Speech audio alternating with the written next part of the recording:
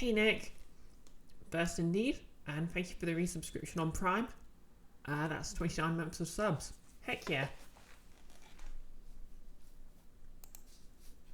Right, I'm just gonna quickly do some links and we can begin.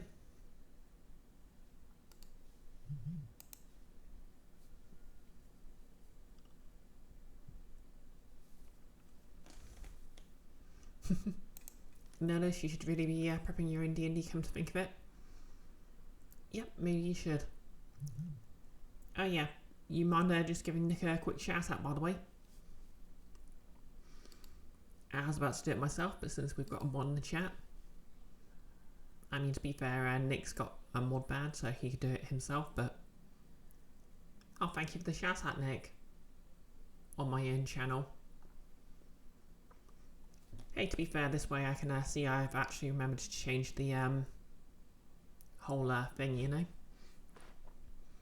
Anyways, I'll just get some links down on Discord.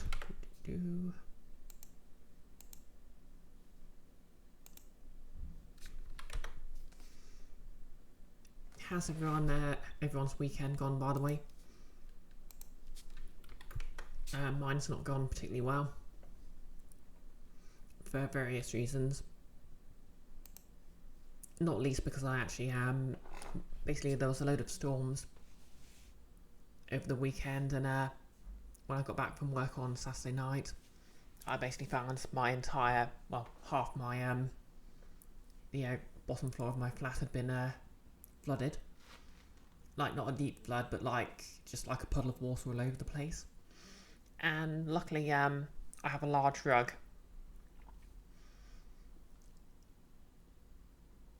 which absorbed most of the water, but on the downside my large rug has absorbed most of the water. It's quite a large rug, so it weighs a ton wet, so I can't really move it anywhere. And yeah, I've just been desperately trying to get water out of it, and for other reasons entirely, I wasn't expecting it to be a good weekend, so I really should have seen that coming, but I haven't really got much done aside from work. Nick, you played and lost a game of Kill Team, finally got Lord of Lost and Ruin back from your first editor, so that'll be wing its way to me soonish. Oh, nice. Be excited to give that a beta reading. Is it beta reading when you're the second reader? Oh yeah, because it's a collective effort. Otherwise, you've been pentasun on prepping. Hype. Nerless, gone okay, watched some stuff, slept, cancelled D&D to give yourself more time to prep. Yeah, I had to cancel my Pathfinder game. I mean, I was considering it anyway just because we're down a player, so I've just been doing sort of one-shot sort of things, but yeah.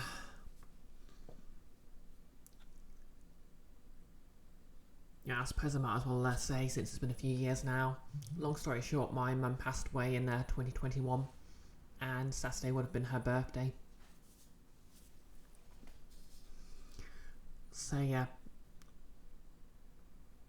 bit of a day.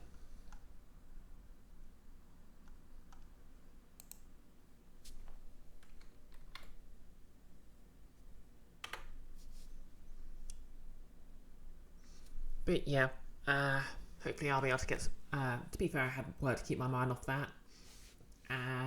Cosplay wise, I don't really have anything to show. Like, well, actually no, I'll just go grab something when I finished doing these links, which I'll do now because I've just been rambling a bit.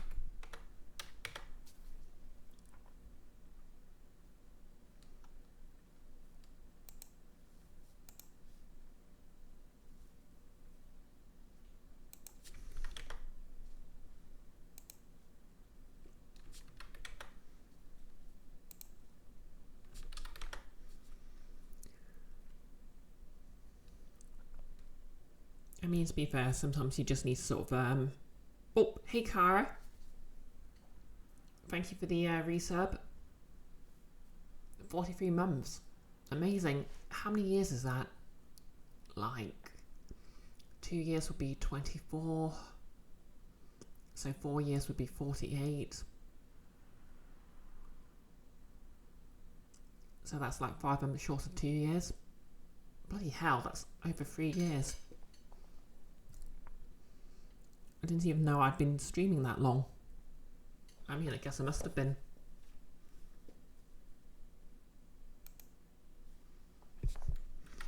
Yeah, seriously though, Cara, thank you.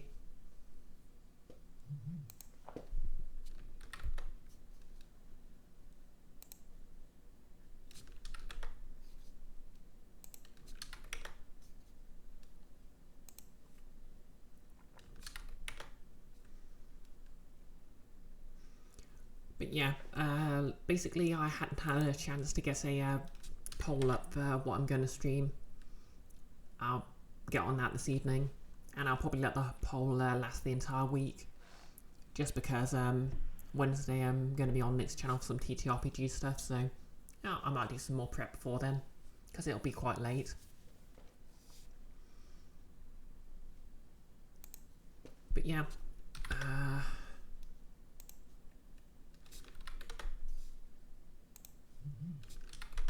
yeah, that's all done. Oh no, hype train. Here comes the scam train.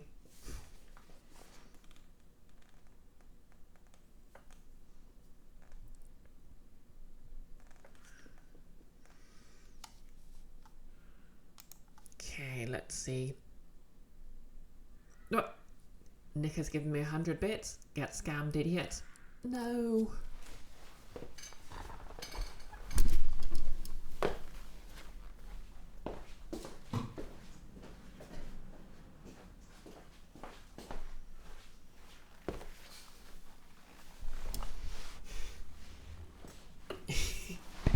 And Nick has given me one more bit because that's at 69%. Perfect. Oh yeah. I mean, this is a prep stream, but you know something? It's Monday. And as the song goes, that's my fun day. Microphone's not pointing towards me properly. And you know what I find fun? Dressing as a thief. How's it going, everyone? Oh, yeah, so quick cosplay update. Oh. Can't really see it with this much light, but it sort of worked. Like, there's a bit of a bubble here. I don't know if you can see it. But, yeah. It does actually go very flush with my head. Yeah, unicorn horn. I think what I'm going to do is I'm going to make another one. Sort of like the opposite one of this one. And I'm going to... I've got a few ideas just on how to make this bit a bit more flush with my head, which will prevent any sort of flashing. And also I'm going to have to remember I need to have it upside down in the mould, because I think what caused the bubble was it was just sort of seeping out. Which, you know, obvious, but hey, we'll live and learn. Oh yeah, I have a new friend here. Like, we were sending them at work and I couldn't resist. Basically, its whole thing is it's literally made entirely out of recycled bottles. So like the fleece it's made from, recycled plastic. Oh no. Hey Key.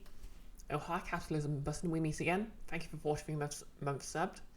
And great, the scam train is upon us. Thanks for giving Nikki the shout out, Nerdless. But yeah, it's also full of beads made from recycled plastic. Like, I think even the label it came with was made from recycled plastic. So yeah, wild.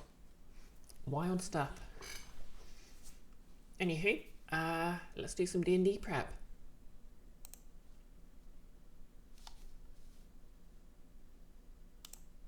Okay, you should be able to see the, yep, that's up. Can everyone hear me okay? I hope you can. I suppose if I'm going to do these prep streams more often, maybe I should consider sourcing out some music, but you never know. Audio's good? Good. And, you know, because I'm changing things up a bit, I've got a beer. Which I normally only have for tabletop RPG stuff, but there we go. So yeah, I think what we're going to do is, last thing I did Notice you thought you saw a kitty in the background, but it was just my horns in the mirror. Wait. Oh. Yeah.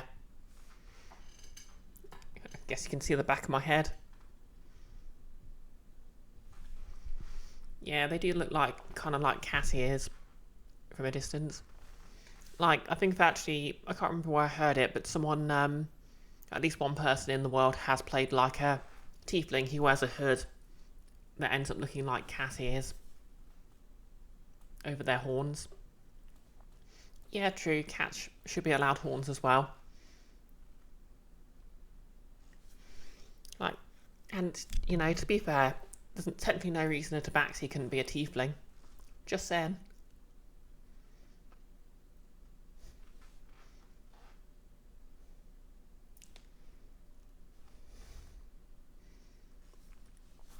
Like, in theory, you could play a tabaxi monk.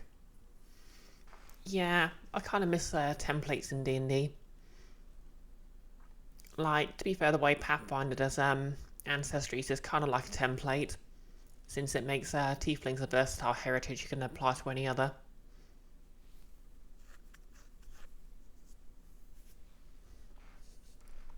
But yeah, let's get on with some D&D prep.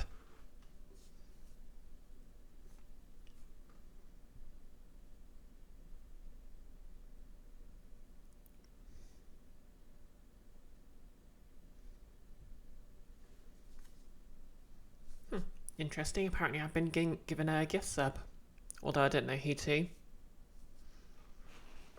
Anywho. So yep, this is our list of NPCs so far. We have, oh wow, I put 3 N's in there. One more and I'd have a forensic investigation. Icky, cat should be allowed everything they baby. It's true. Nolus, dire house cat. Now, see, that would make a great D&D monster, except for one thing. You'd want to beat up a kitty.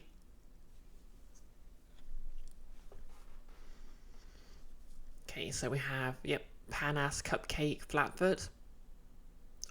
Old reference. He'll just be, you know, the one who may or may not let the PCs in. Like, eventually I'm gonna sort of stat up every sort of friendly NPC, just in case the party decide to use violence, but... Yep, we've got Alpo's Last Cheek, the sort of artificer who's in charge of maintaining things, and he's basically in charge of the sleeping quarters, which we're gonna go back to. Yep, so we'll get back to the traps as well. So yeah, we've got the dungeon layout here. This is the middle floor, which basically opens up into a sort of a common room. And the idea here is it's more like a living space, so it's not really too dungeony. It's more of like a very big social encounter with some exploration.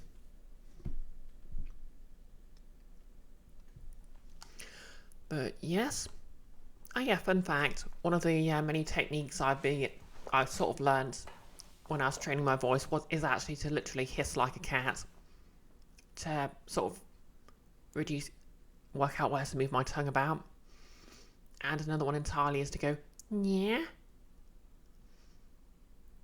which basically sort of helps, they're basically sort of sounds you can make to sort of work out where to adjust the muscles in your mouth to change the way you talk. Oh hey, I got a hype train sub emote. Amazing.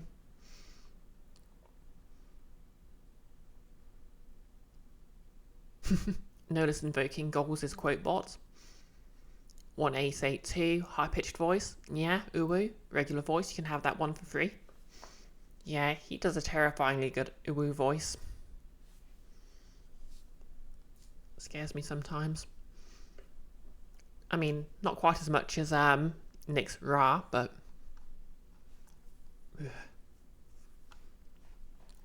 Or, you know, his little Billy voice. So yeah, common area. And the common area is quite big, it's got 3 entire NPCs in it. But yeah, the residential area. So we need to write up a description for this. So what would the residential look like? aside from evil. Seriously though, I literally am calling it the residential because a similar area in the original Resident Evil was called that. So, as you I want to contrast the main sort of area here, which looks like the interior of a high-class pub. Okay, so as you open the door, you see an nondescript corridor, far less opulent than the room you just saw. It has plain... Yeah, I mean, this is sort of like a medieval setting, so they wouldn't have, like, drywall or anything. Yeah, it has plain wooden walls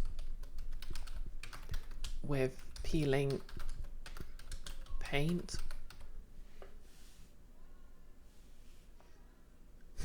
Exactly, Icky. A warm fuzzy throw blanket, but evil.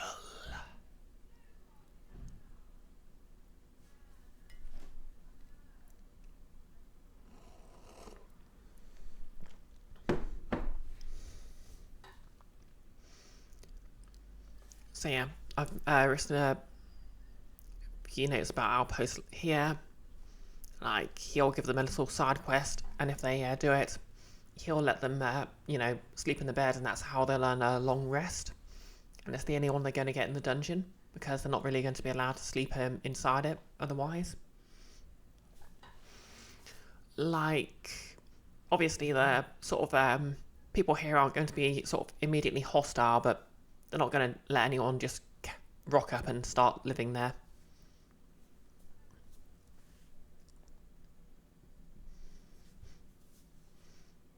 Anyway, it has plain wooden walls with peeling paint. I'm thinking this has a basically extra dimensional rooms.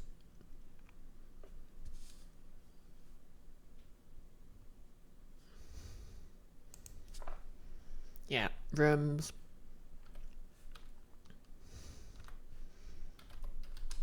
Of which there are hundreds.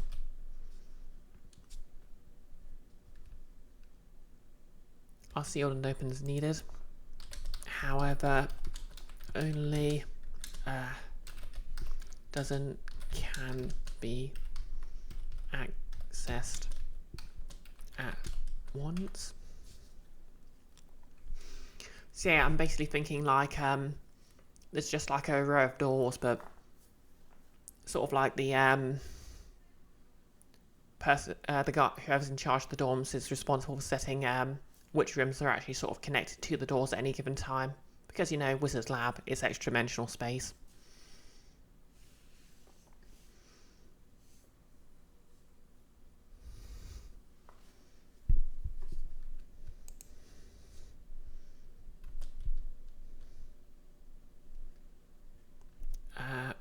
Half a dozen plain pine doors line each side.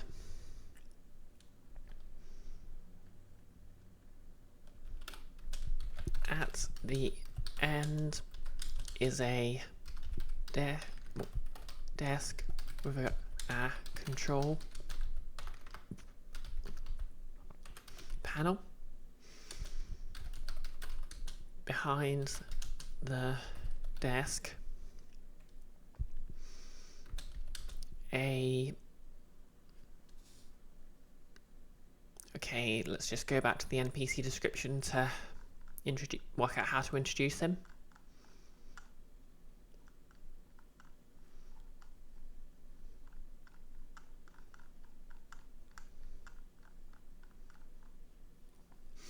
Notice one of the rooms is full of teddy bears, and one of them has a journal in which someone's been dwelling on the same year of high school for decades on end. Yeah, actually, I like that. Maybe we'll just do a quick, table to roll on to, just determine which room a given person gets. Like, they're only going to be doing it once, so we only need, like, a d6 at most. Oh, here we go. Okay, so he doesn't talk much, but I guess he needs a look. So we're going to go to the trusty blades in the dark NPC generator.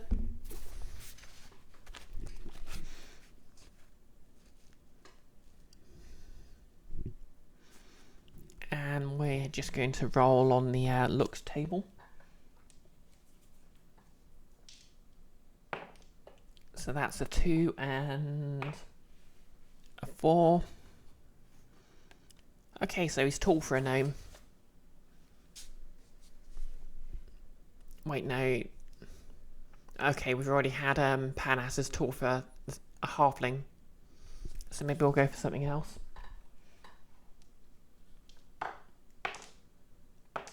Okay, that's a 1 and a 6. Disfigured. Oh yeah, that's how I got the artificial arm. So I'll roll again.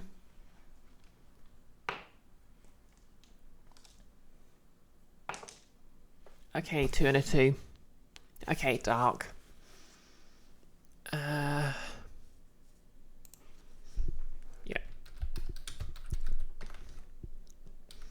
Jet black hair and a plain.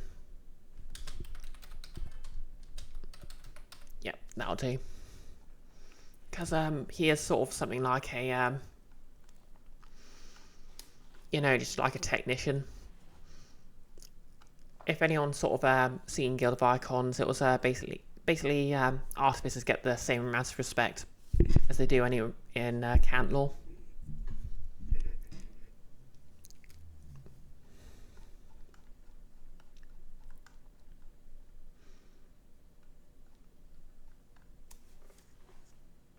Behind the desk, a gnome with jet black hair and a goatee.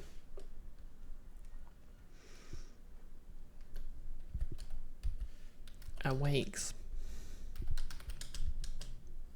Ooh, I rotate twice with a start.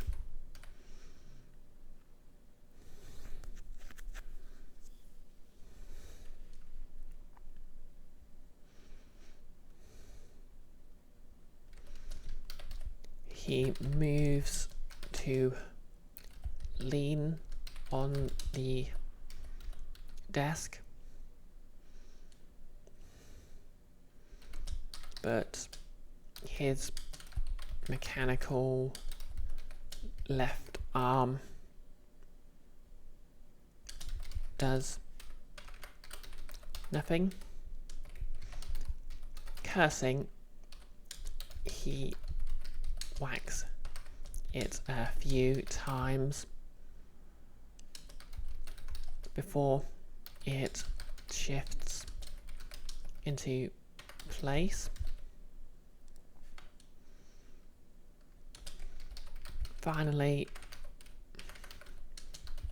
he looks down the corridor and regards you.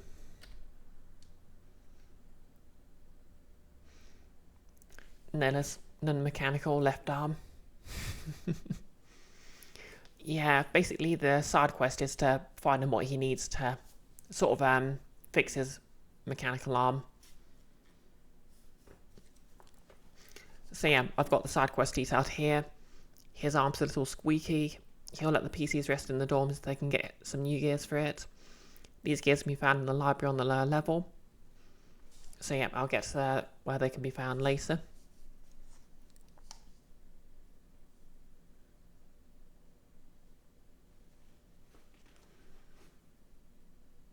Wait, the PCs can rest here, but they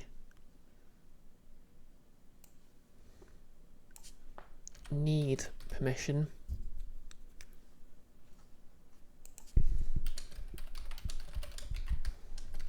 Yeah, that's a bit more clear in the wording. Yeah, I was thinking like gears or something. No less. Because if it's something more generic like oil or something, in theory the PCs could just have it on them.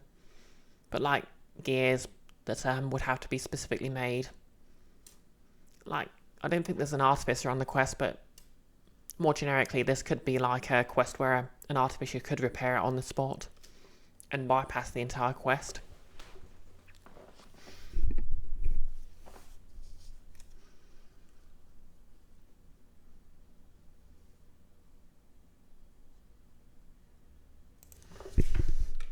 Okay. Should this happen, roll a d6 to find what room the party get.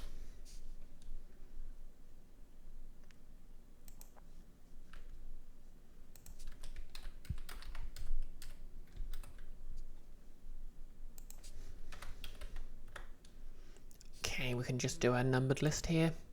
1, the room full of stuffed toys, including creatures the party have never seen.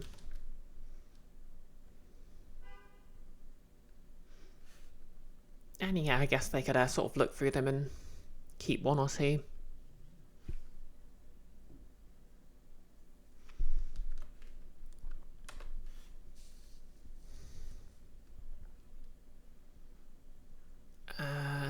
Oh yeah, Nola suggested something before.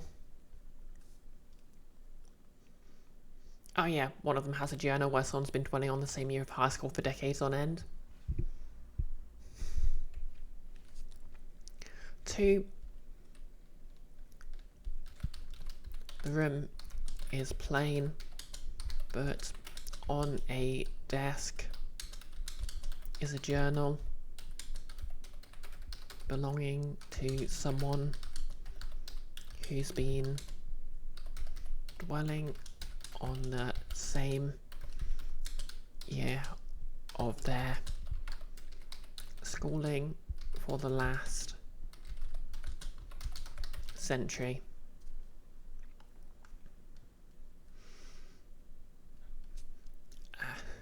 New one if a floor just dropped. I said they'll be seeing only 1 room though. Little point in making more than 1. Yeah, but you know, it's kind of neat just to roll, you know, on a table, you know, to determine what they see at random. Oh, you'd assume they'd be able to see the research rooms and just me to reference Big Mountain in Fallout New Vegas. Yeah, I don't want to make it all references, you know. 3.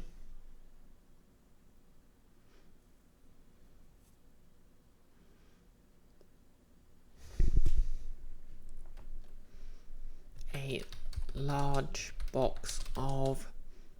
Oh, you know what? I get to reference Night in the Woods once. A large... No, wait. A dusty musical instrument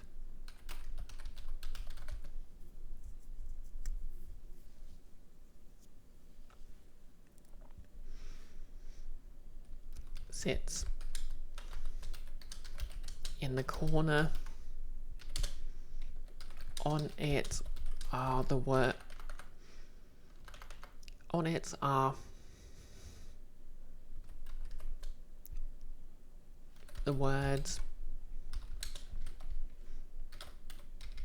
bizarre fall. Why can I never spell the word bizarre?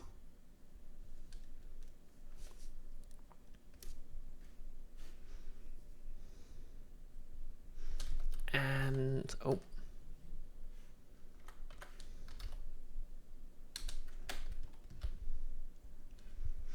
you know, I have to make this reference.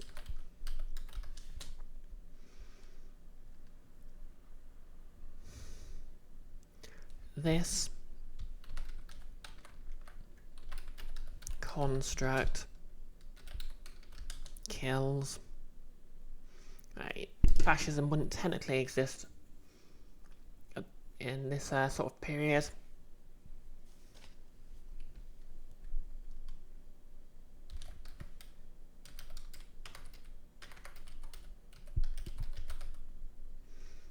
Oh, that's true, Nick. It does exist in Scaventry. But it wasn't explicitly called that.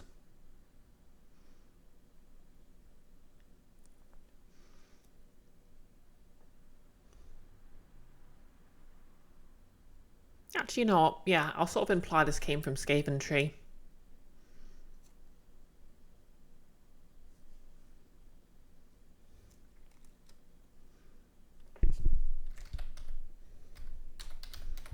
Fascists.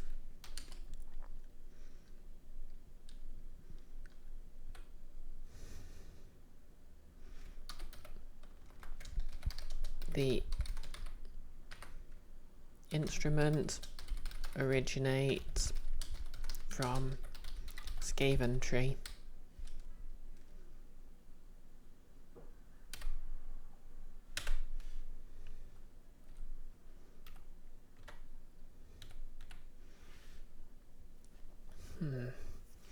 And number 4.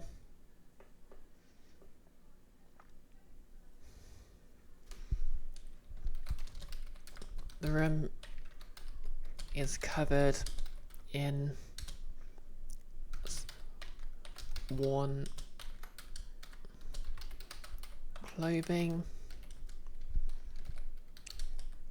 The fashions range over several decades.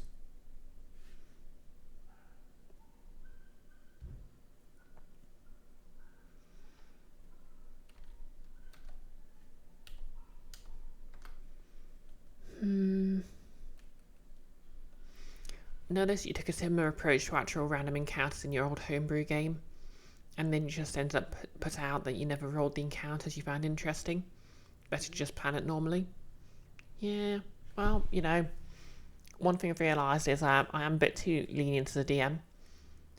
So if I think if I had more random rolling, I'll just be able to sort of defer to that instead of feeling like I should be nice, you know.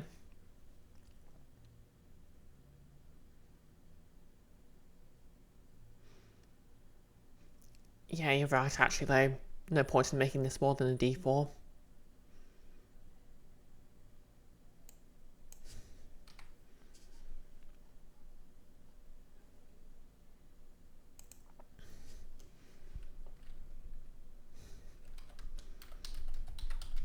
However, the older ones are more masculine than the newer ones. Yeah, that tells a little story. I mean, it's the kind of story I keep trying to tell, but that's just me.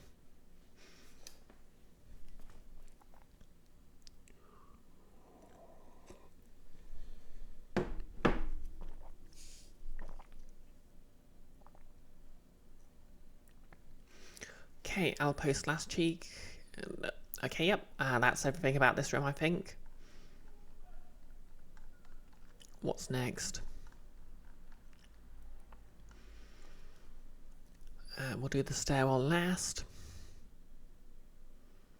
Yep, I think the kitchen next.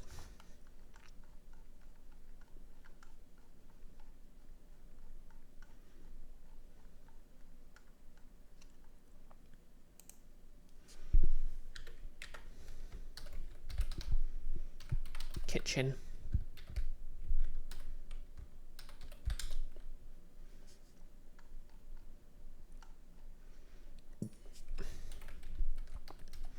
The first thing you notice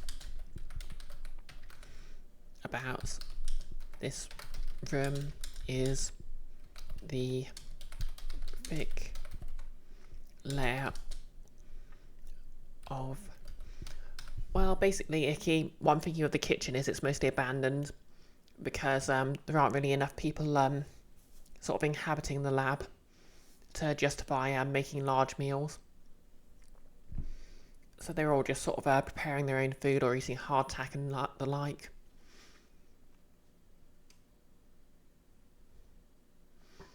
So yeah, the first thing you notice about this room... Wow, what have I done there? Is the thick layer of dust over all but the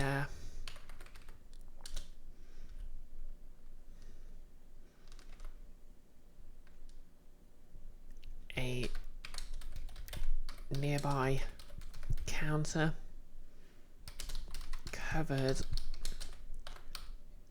in dirty pots and pans,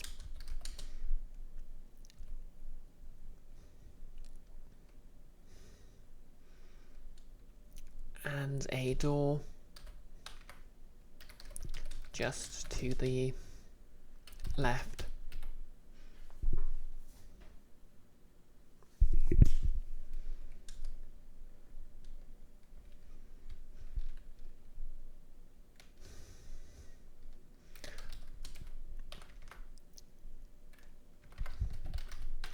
What is clearly a kitchen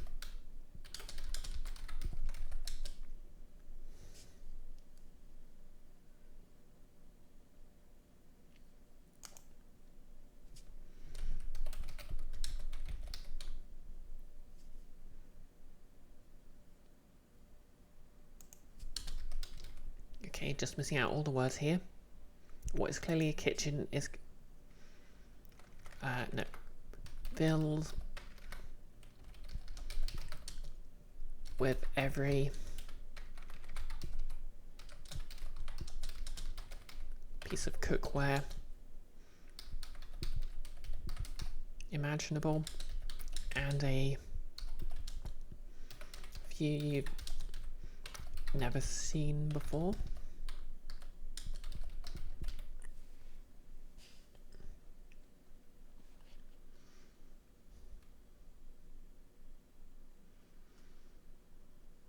Oh yeah, Nolis gave Vicky a shout out already, but thanks anyway. You were getting a drink. Oh yeah, what are you drinking today, Nick? Yeah, Nick of course was streaming earlier, just some mini games. I quite enjoyed the look of the Hellboy one, and if I might consider getting it myself when it's on sale. But I sort of have a mixed feeling about roguelikes. I just kind of like games to have a, you know, an actual end, but it really did sort of catch that comic book graphic novel vibe. You think your favourite was Shogun as well, though? Oh yeah, like an XCOM style shooter where the contestants are in a game show. Not really sure I quite understand the point of the sort of the Twitch mode. Like, do you just sort of do random battles, or is there like an online element? It seemed a bit too punitive. Yeah, you are getting overwhelmed by enemies. The impression I got was you're supposed to sort of deal with all the enemies. So I guess maybe it's a matter of trying to get to them as quickly as possible. Oh, it's random battles, but which can spawn in tons of enemies. Okay, that's kind of neat. It'd be interesting if there's like a PvP mode, but...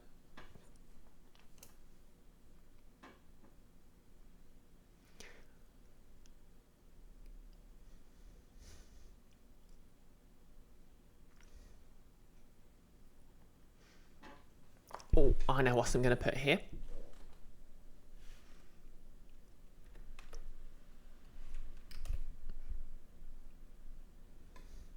Icky crosses me off the list of people to convince to play Resident Evil 2 Rando. Yeah. I like watching people play randos, but I don't really enjoy them myself, you know. I just prefer something handcrafted.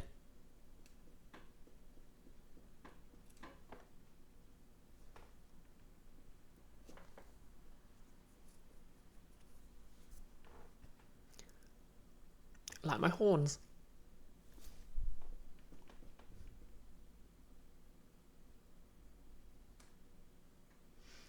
Okay. Oh, switch off botanics.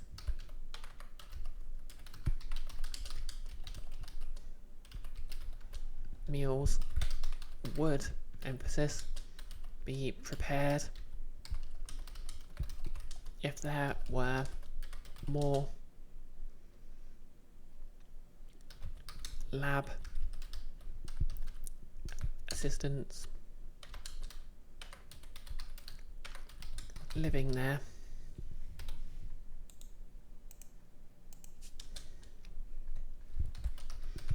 Instead, it is mostly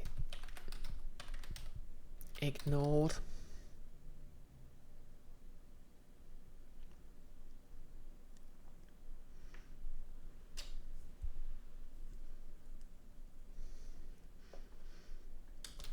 In favor of easily prepared meals such as hardtack,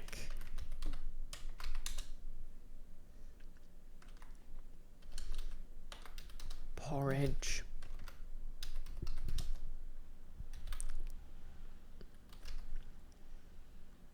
and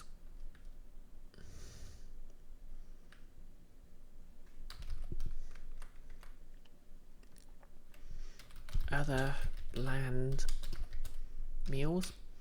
Like, one of the things one of the PCs does know is these wizards are easily going to be bribed with decent food.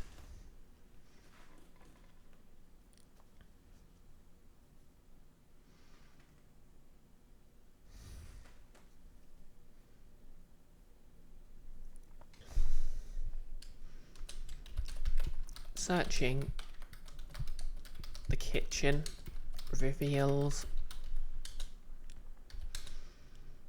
a scroll of greater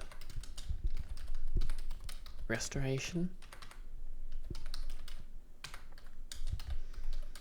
functionally a scroll of mending. Actually, you know what? What's the like the non-cantrip version of mending?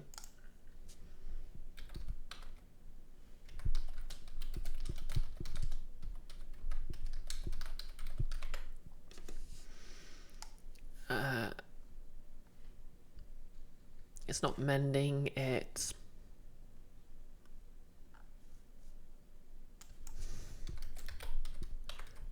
repair. Okay, yeah, it's just repair.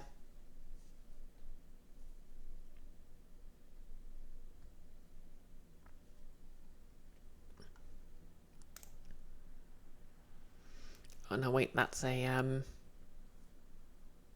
that I'm only getting homebrew ones.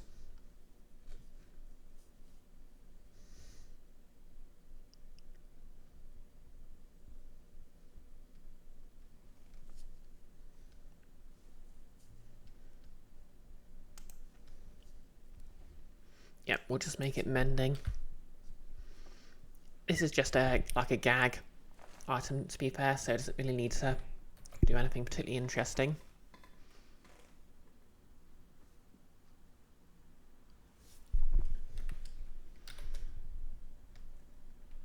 A note reads,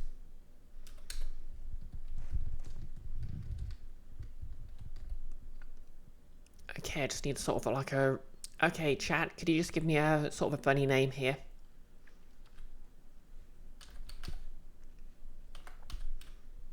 Name, please stop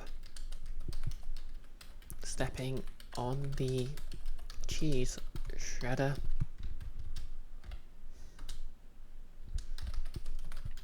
Use this if it happens again.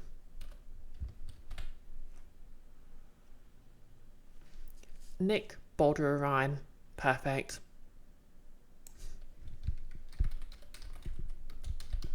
I don't know if that's a reference to something or you just thought of a name, but...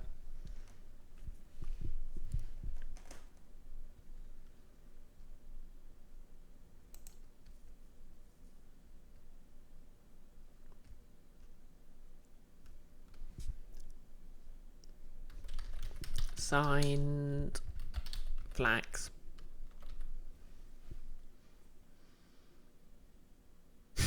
Nick, you just thought of a name and then tried to think of any other name other than Baldur's Gate, Swordsman, Chorizo.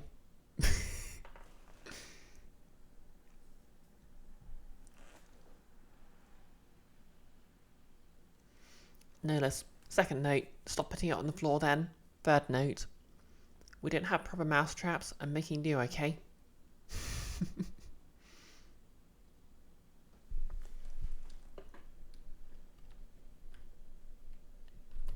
A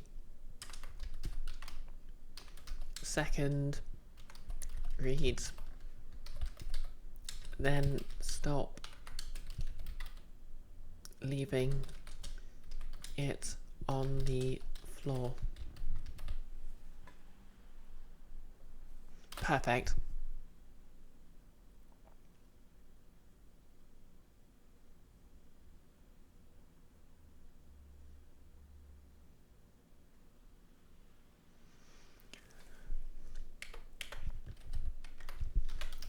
The door to the pantry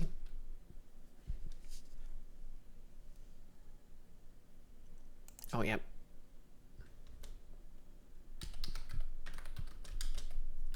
With a sign reading pantry.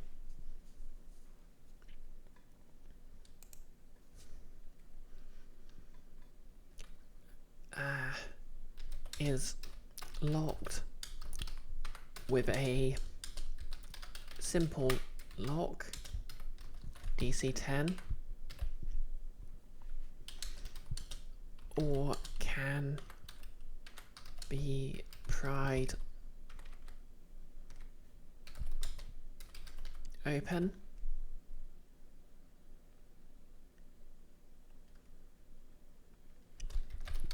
Although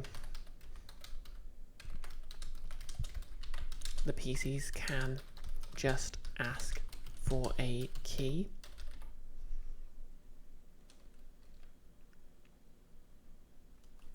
Wait, is pride spelled with an I or Y? Okay, it's spelled with an I. I'm really just giving away how bad I am at spelling here.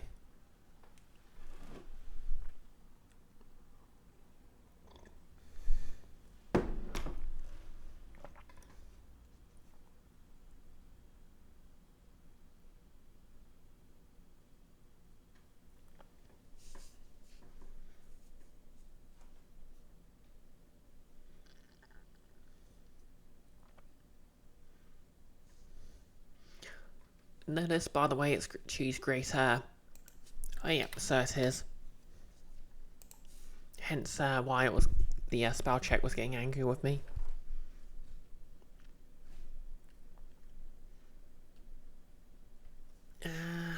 Yeah, I don't really want to keep them in the area too much. I mean, some of them might want to look around for like cookware or something, but we'll worry about that later. Like, I'll probably hide some treasure in there when I get you know, just working out the loot for the quest, but yeah.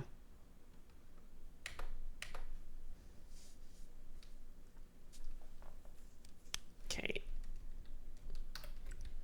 Pantry. Oh, that should have been underlined.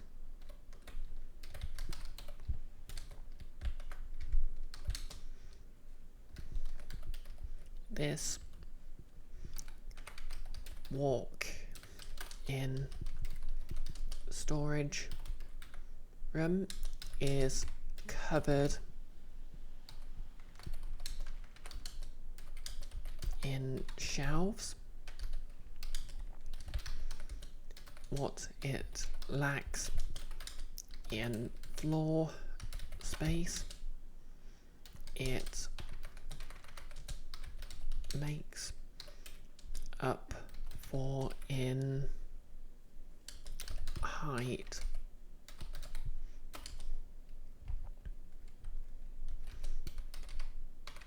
A rickety ladder is leaning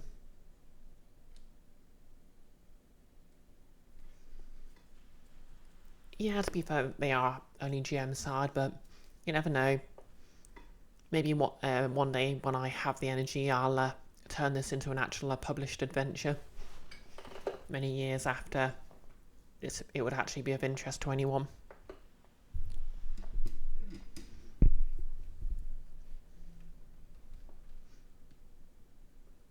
Nick, that'd be neat. Yeah. It's always sort of something that's in the back of my mind, but it would be a lot of effort. I'm actually kind of impressed you consistently managed to turn your adventures into published ones.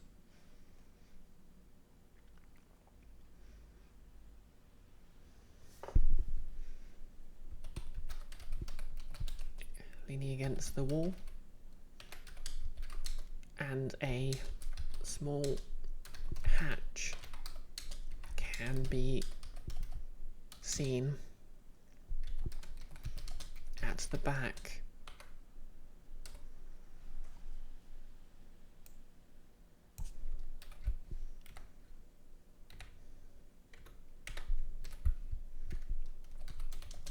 This room is used for food storage. The shelves are covered with a limitless amount of non-perishable rations.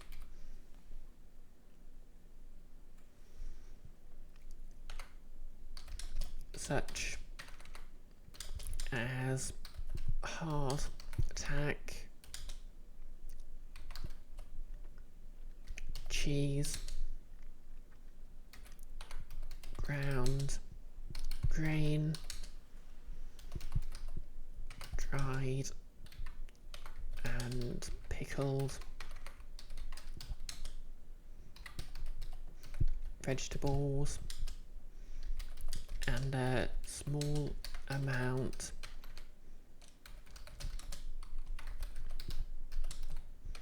of candied fruit. Don't know if anyone wants to throw in any other suggestions for what sort of food would be in there. It just needs to be stuff that's very bland. Nick, helps that you find writing adventures fun. Yeah, to be fair, it is fun. It's just like I tend to work on things, even stuff that I enjoy, at a glacial pace. I mean, it's why I sort of take ages to watch stuff. I'll usually have it on while I'm working on something, and it takes me ages to start working on something. Unless you guess you could have if you had the confidence or ambition. Would have to figure out how to do fancy PDFs and who knows what else though. Yeah, I think Nick uses some sort of like software, or I think, to be fair, stuff like GM's Binder can automatically format it for you.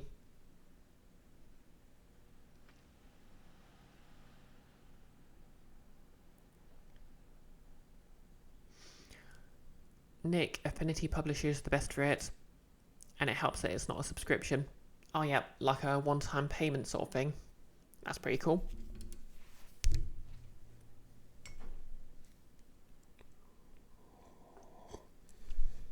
Oh yeah. There seem to have once been some salted meat, but the boxes are long empty. The offer subscriptions if you want, but you You got a Affinity Publisher one for £50 during Black Friday, which is way less than their subscription cost for a year. Oh yeah, considering you've been using it for years now, I'd imagine that's a pretty good deal.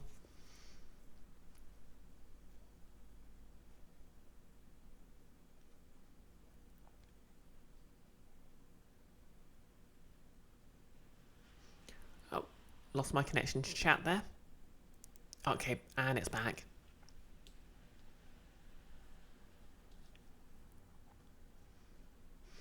Okay, let's see. There seems to have once been some salted meats, but the boxes are long empty. Their subscription does include their equivalent of Adobe Photoshop and Adobe After Effects. Okay, that could be useful. But you know, who wants a subscription in this day and age? Adobe. Oh yeah, quick cosplay note. I'm not wearing my Sclara contact lenses today just because I kind of obviously am going to be doing a lot of writing, so I need to see fairly well.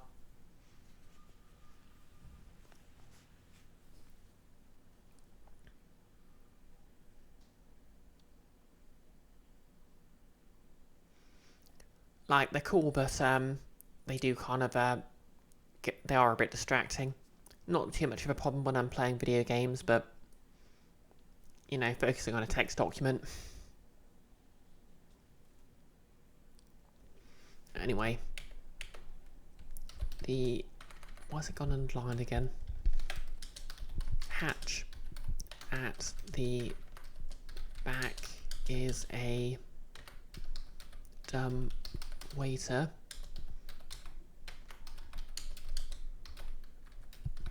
I wonder why they're called dumb waiters. Maybe okay,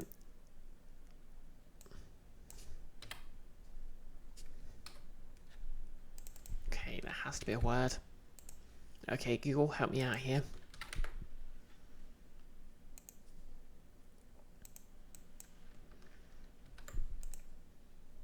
You know what, I need to look this up.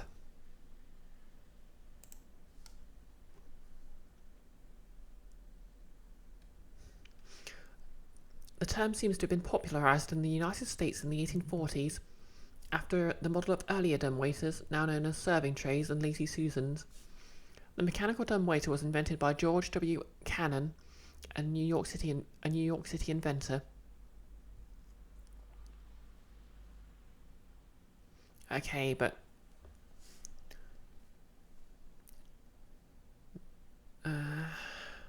yeah, nothing on why it's called that.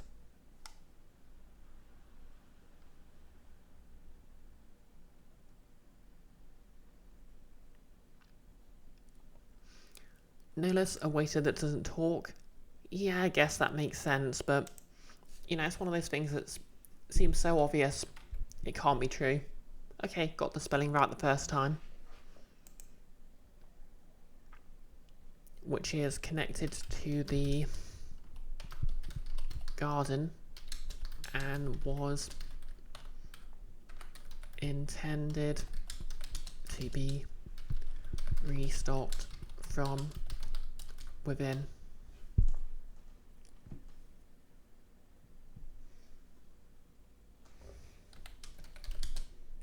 The compound.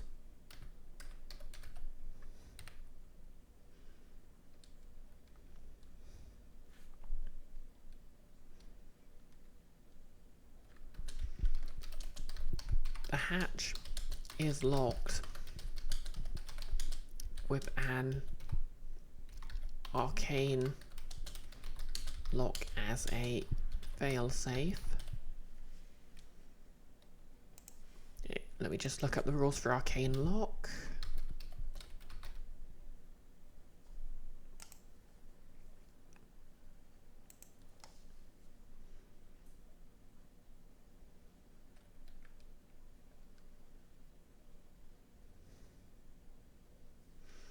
Okay, that increases the DC by 10. Interesting. Same as Pass Without Trace. So we'll say this is probably a better quality lock. Making the DC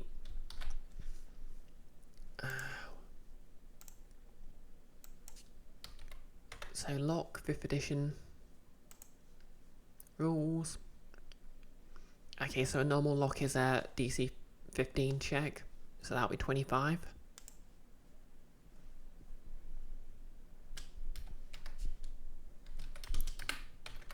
Pick it.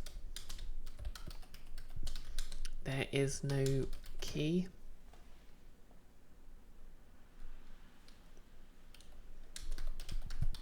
However, searching the kitchen,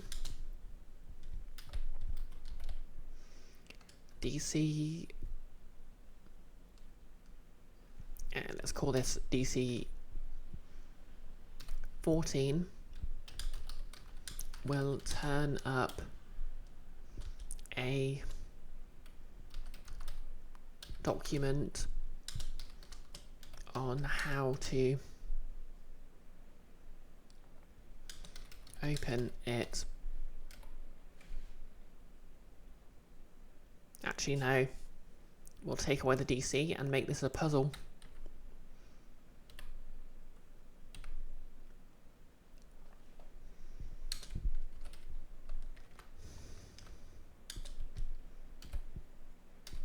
To do so,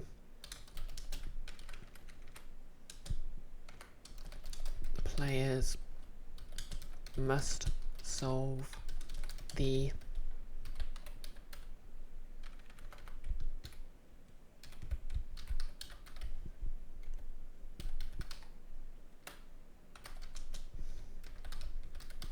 dumbwaiter puzzle.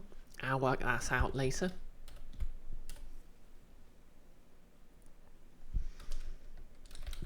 Once solved, a character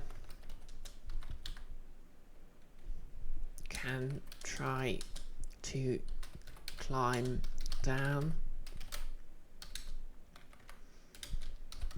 They must make a DC 15 athletics check.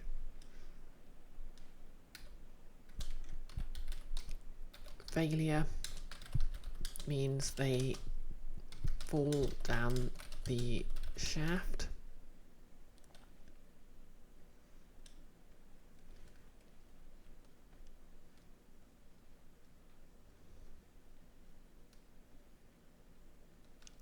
Is DC 15 too harsh? Yeah.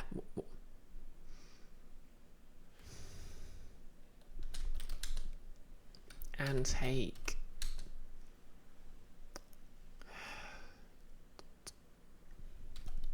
2d6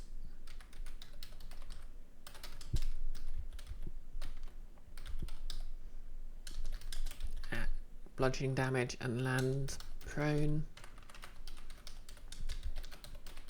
Anyone below must make a dexterity save to avoid being landed on.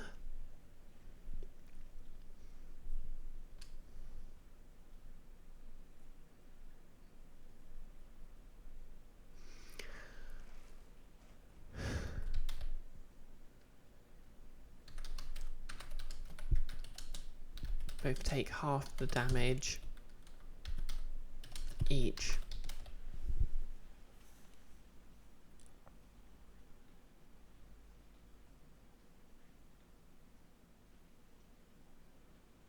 Does the dumbwaiter have lower floors to serve to? No, I'm thinking it's literally just used to... It's just a room below the pantry. So basically it's going to be a garden where the food was supposed to be prepared. Well, food for storage was supposed to be sort of grown, but things went horribly wrong.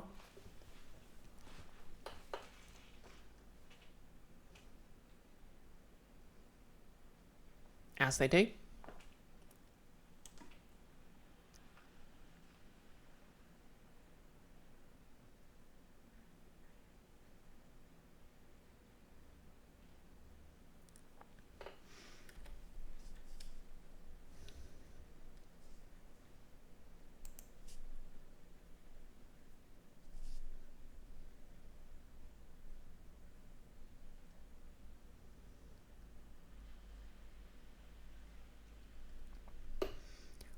Is there enough shaft under a dumbwaiter's bottommost floor to fall into?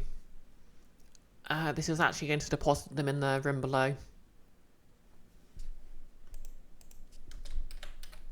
Either... You know what? I'll make it 12 just to be nice.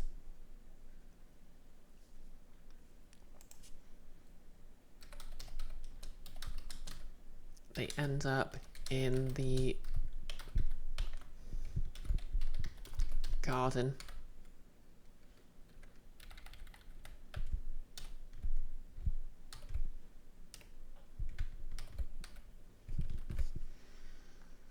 Okay, yep, that's one of 2 rooms that will basically have a way to get to the lower floor.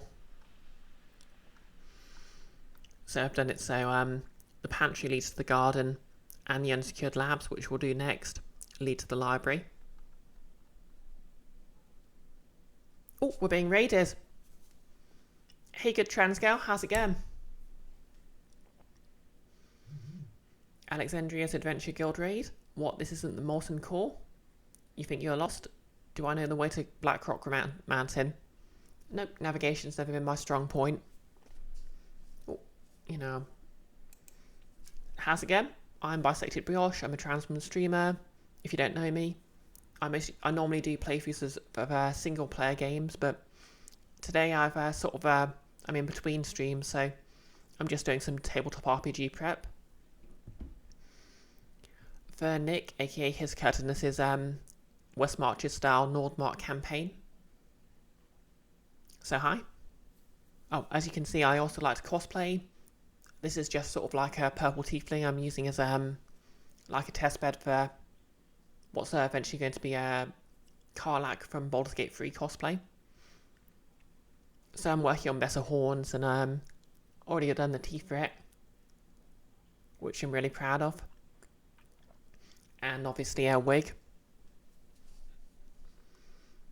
It's going well. It was a good day with Hearthstone. Def have some D&D fans in the group. Excellent, excellent. Yep. I mean, I've been reading the I mean, I know they're calling it like 1 D&D or just the 2024 version, but I kind of still like to call it 5.5 edition, which actually it seems to improve quite a bit, and the art's nice. The cosplay looks great, thank you.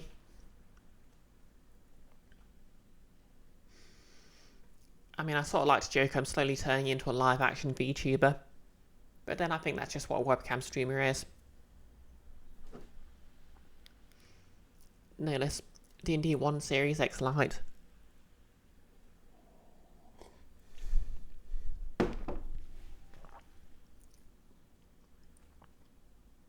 Exactly, Nerdus.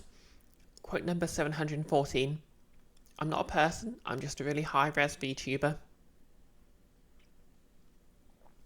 But anyway, we're just, we're working on this dungeon. Like, the whole idea is, there's like a middle floor where the PCs will first enter, which is still inhabited by a bunch of, like, wizards lab assistants, who are still, well, there's not as many of them as there should be, but they're sort of trying to run the place and still get some experiments in.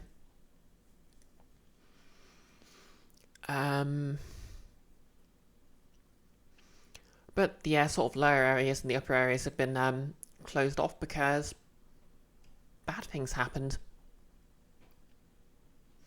It's actually sort of tied to a character who came up in Guild of Icons, which was Nick's D&D campaign before Nordmark. This campaign, which is like a West Marches style campaign, started. West Marches, for those who don't know, is basically a style of campaign where there's a large pool of players and GMs, and we sort of arrange quests among ourselves. Kind of like how Blades in the Dark is supposed to do it, but with way more players and more than one game runner. And occasionally we'll just do a sort of a long quest to increase the level cap. And it's been very fun so far. Currently the characters are all at level 3 or 4. And my druid's basically on the quest to increase the level cap to 5 to 10. exciting stuff. But yeah, basically the slab belonged to a wizard named Wow, I'm completely blanking on the name because I'm terrible with names. Merifith Winifith. I think that's right. I've written it right up.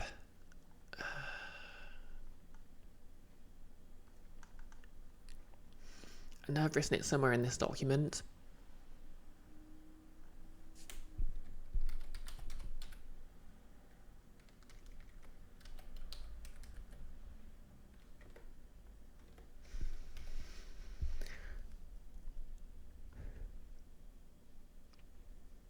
No, let's Winifred Merriweather the Pooh. Yes.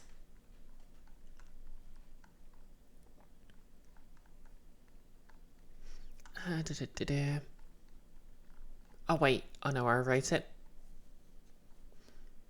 Oh yeah, Steel Grave Staff. Merifith Winifred. That was it.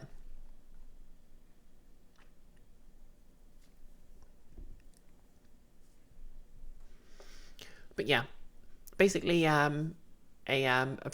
was sort of like Doctor Who, in that he kind of does a lot of time traveling, and has failsafes that lets him sort of grow copies of himself well, I say copies of himself, but basically he has like a bunch of backup bodies of random species, humanoid species, in case he dies. Which in a sort of a boss battle towards the end of the campaign he did. And he actually sort of showed up on the travel towards the quest, because it did actually start a few weeks ago, but the PCs haven't quite reached the lab yet, which gives me a lot of extra time to work on this. So yeah, today we've already done the residential area, which is sort of like a place where if the PCs do a sort of a side quest for the person in charge, they can get a long rest. Very generous in a dungeon.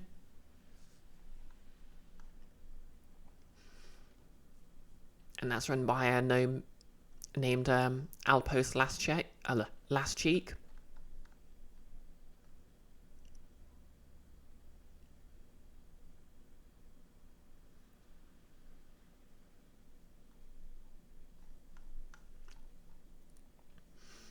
I've done the kitchen, which is abandoned because, you know, they're wizards, they don't know how to cook for themselves. And the pantry is one of the ways the PCs can get to the lower level. And we're just about to start the unsecured labs.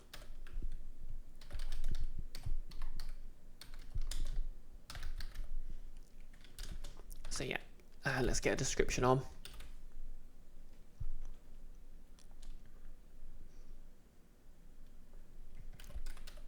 You enter to the sound of bubbling beakers, cauldrons, and what else would be in a wizard's lab? Oh, and the hum of orbs. Perfect.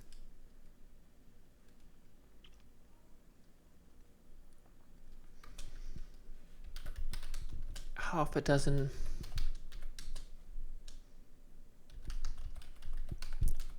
assistants are flipping through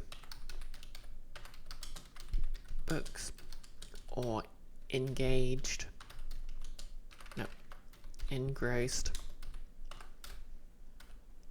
in experiments with various reagents.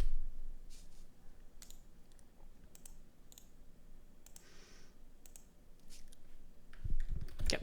Oh, and we're going to need an NPC for this room. It'll probably be the last room that actually has an NPC to speak to in it, so yeah, the way this is laid out, all the middle floor rooms are sort of social encounters, and the rest of the upper and lower levels a more traditional dungeon. So we're just going to go up to our list of NPCs.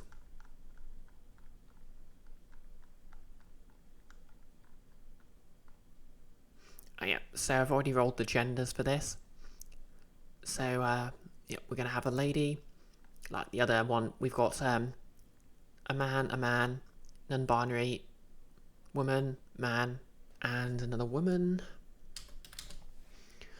So who would be in charge of the actual sort of, you know, experiment lab? Nullis, an ion stone that just gives you advantage on saves versus effects that would deal psychic damage, i.e. it's magic ibuprofen. Or better yet, it destroys bread. You know, a pan killer.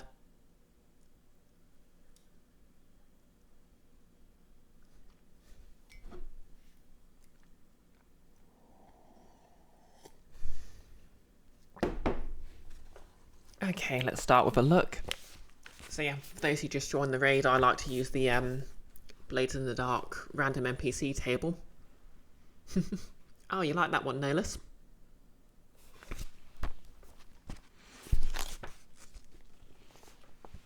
So let's just roll 2d6s. A 4 and a 1. Chiseled. Okay.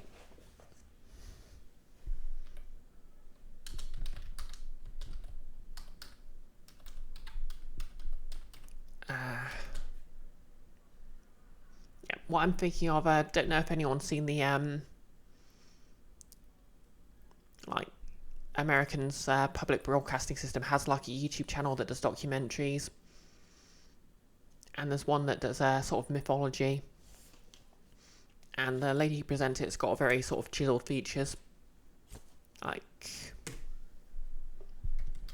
high cheekbones and a strong jaw. That feels like an elf, but I've already done an elf here. You know, maybe I'll just sort of Google a random species generator.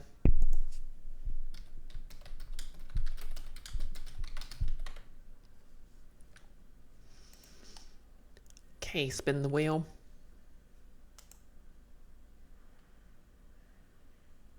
This is just the first one that showed up on Google. Oh, a herringon. Can a herringon look chiseled? You know, no, Iris did a D&D session a while back with a herringon, which I don't think I'll be able to do anything better than that.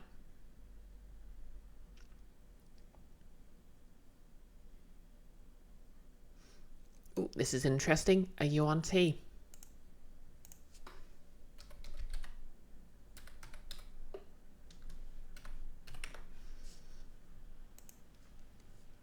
Notice. Oh yeah, a centaur. That's interesting.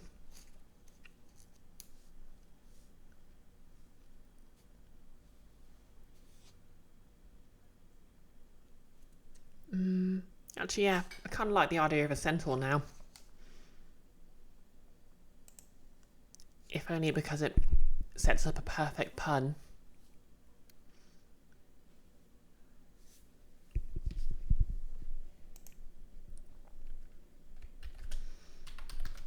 A centaur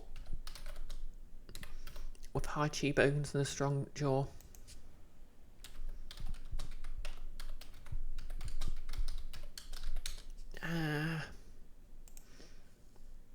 Okay, let's look up some horse breeds because I don't know anything about... Well, I don't know a bit about horses. Like, my mum was a horse girl, but...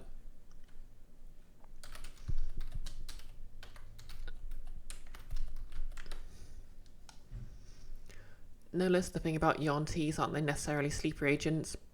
Oh yeah, they are playable characters, but I'm not entirely sure they're sort of canon to ASOS yet, so...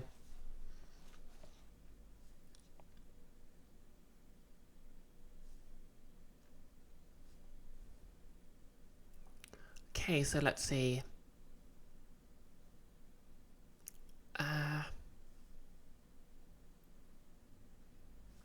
list of horse breeds. Let's click on something random here. Tiger horse. Okay, cool. North American horse breeds.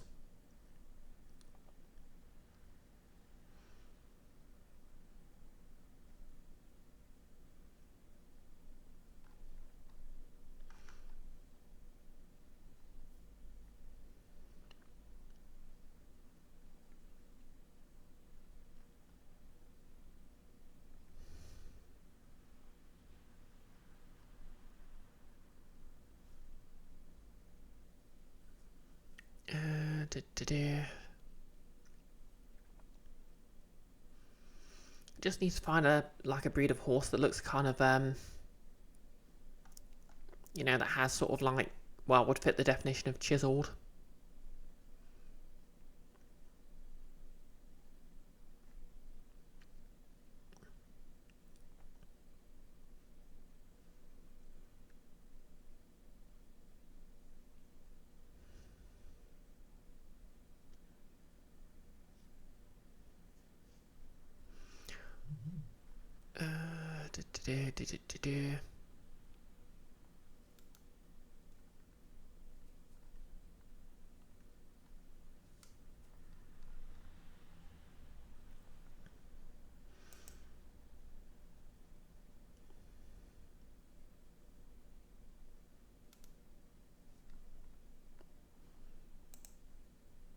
Okay, I think I'm putting a bit too much effort into this.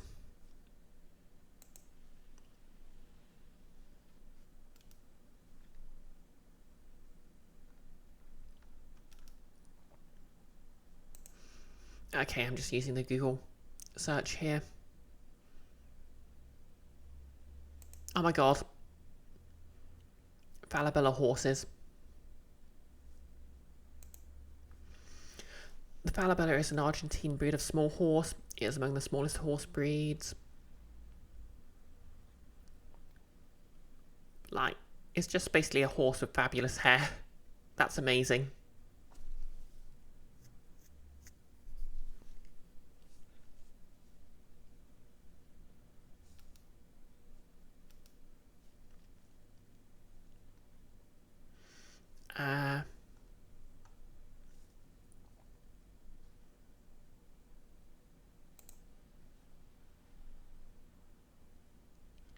Yeah, I think just like a Welsh cob will do. Here you can't help but think that Googling Chad horse will get you put on some kind of list. Yeah.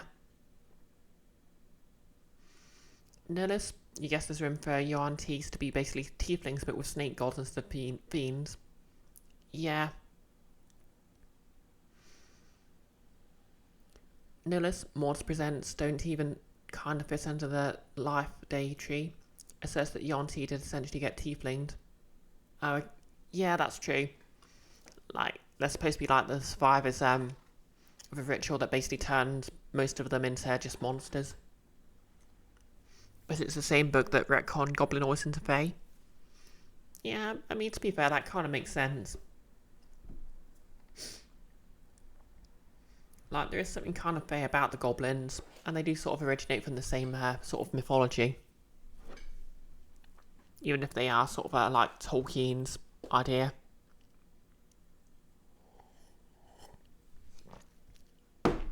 Of goblins, you know? Well, to be fair, actually, Tolkien basically used goblins and orcs interchangeably. Sorry for scratching my nose. Nick, you recently read the new MPMM. Oh, Mordekin Presents something. Oh, Monsters of the Multiverse. Of course, the most recent one. For the Hobgoblin, and you kind of love it. Is that the one that gives them the extendo arms?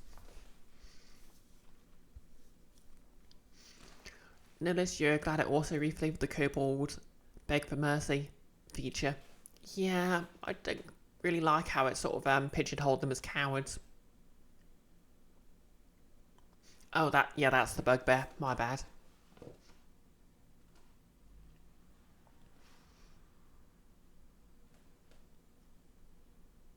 like hobgoblins are the martial ones, if I recall correctly from Order of the Stick.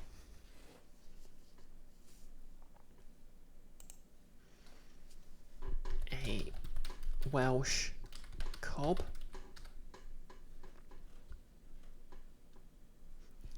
What should her name be? Nick, the hobgoblin MM is pretty bad. Describes them as vicious monsters and nothing more. The Mordkin Presents MM species description is great. They're all about bond's loyalty and protecting their own. Oh yeah, that's fair.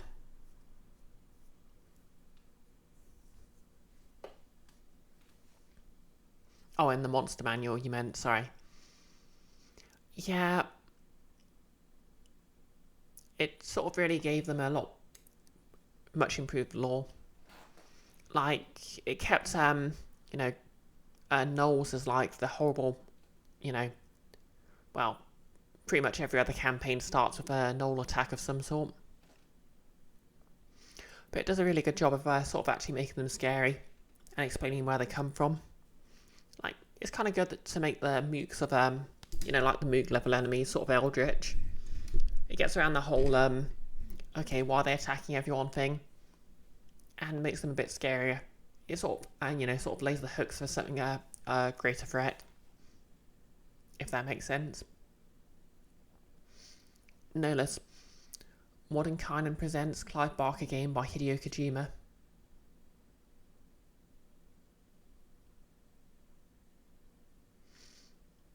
They get to use the help action as a bonus action, and when they do, they confer an extra benefit to the ally. Okay, that is pretty cool. And it sort of fits like a lawful kind of militaristic people.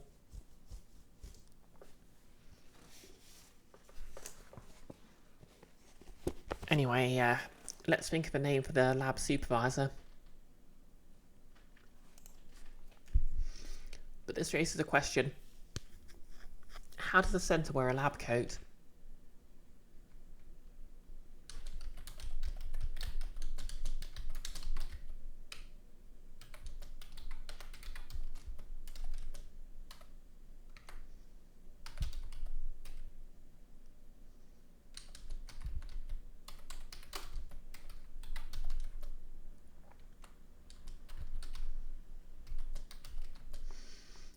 What's the word for the body parts of a horse?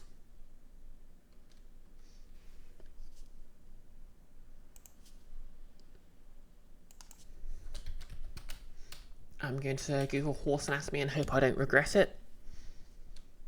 Oh, here we go. Withers, that's the word.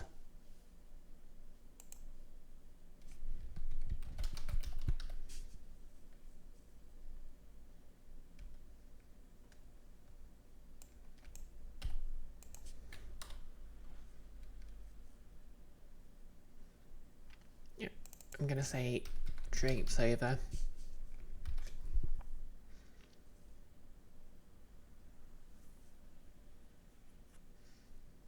Notice you don't know why in particular, but ever since you started DMing, you wanted gnolls that were emancipated from Inoga.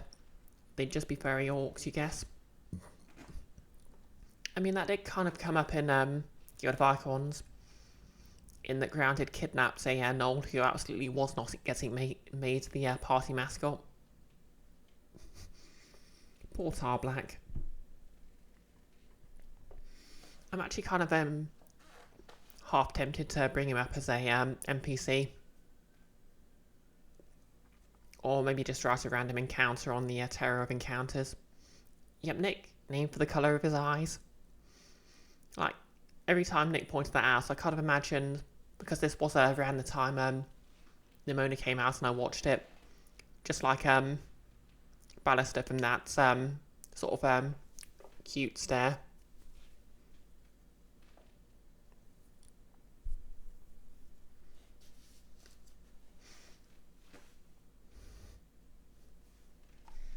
Anyway, centaur names. What kind of names do centaurs tend to have in D&D? I know they sort of dropped it for 5.5e, the 2024 Player's Handbook. Which, to be fair, is probably a good move.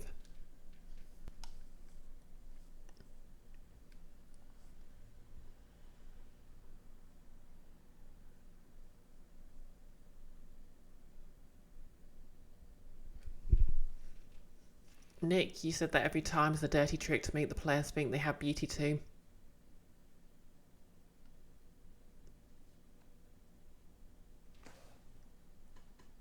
Huh?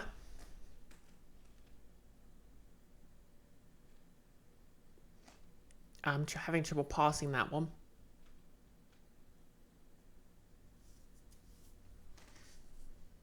Here we are, fancy name generator. Sentinel names.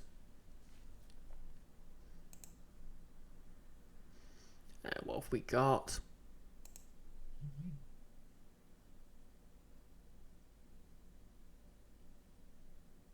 Oh, you said Tar Black was named after the colour of his eyes every time specifically. Okay, you're trying to trick us into thinking he was adorable.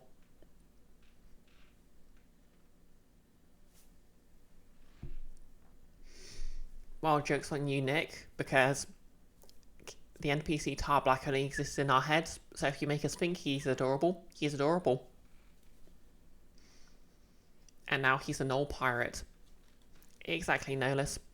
Quote number 749, that was a Nimona reference.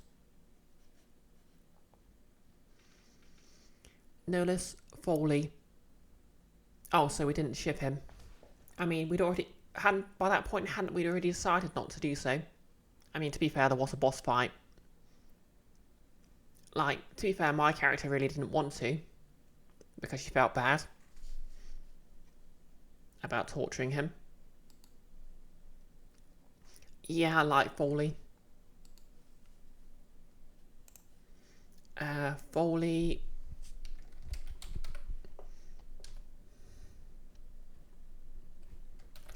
Tail swish.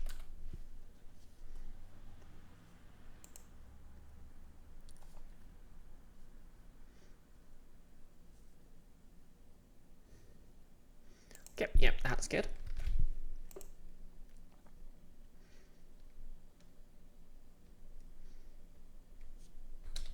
She wears saddlebags full of clipboards and notebooks.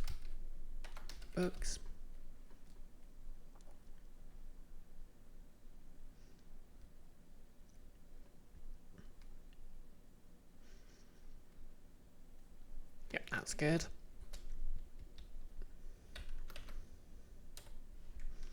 Yeah, I'm just describing her appearance here, so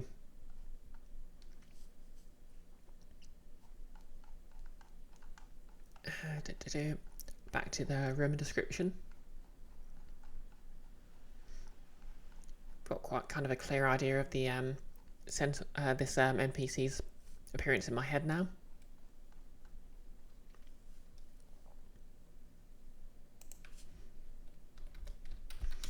In the middle of it all stands a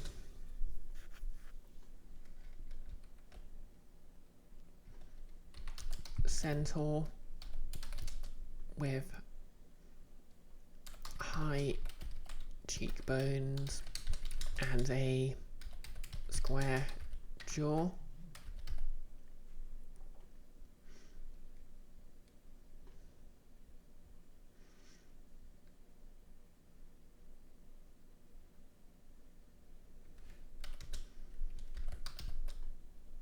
She sighs and scribbles something on a clipboard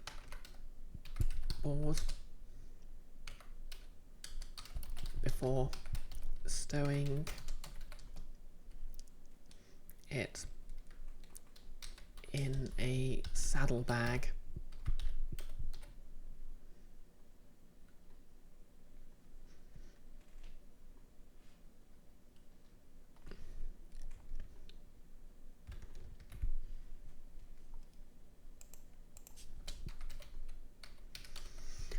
Just going to try reading this out to make sure it sounds good. You enter the sound of bubbling beakers, cauldrons, and the hum of orbs. Half a dozen assistants are flipping through books or engrossed in experiments with various reagents bubbling. No, that doesn't sound great.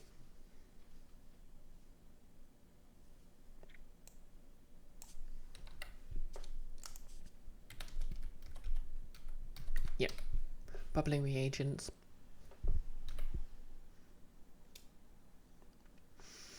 In the middle of it all stands a centaur with high cheekbones and a square jaw. She sighs and scribbles something on a clipboard before stowing it in a saddlebag.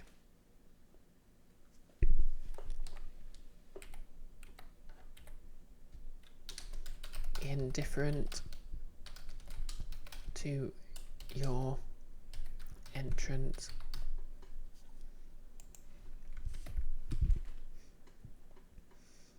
Obviously these descriptions are all assuming the PCs just walk in the door and don't decide to try and sneak in or anything. Notice, how does the dwarf higher up the list interact with Foley, or do they avoid it? I mean, how they have any trouble? All they need to do is just look up, hello? Like, you don't have trouble talking to people taller and shorter than you, do you?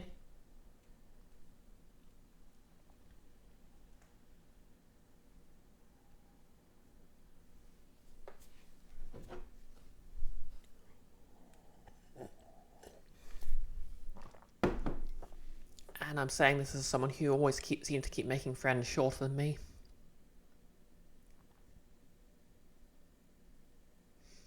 Oh, regarding keenly interested in equestrians, I'm gonna say they're probably they probably might have a bit of I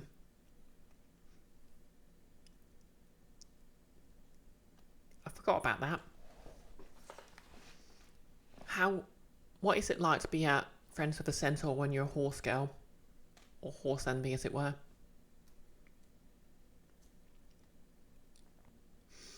Nick, from someone married to a short ass. Oof, owie, your neck. See, what I do is I just crouch down, speak to them at eye level. It's a power move.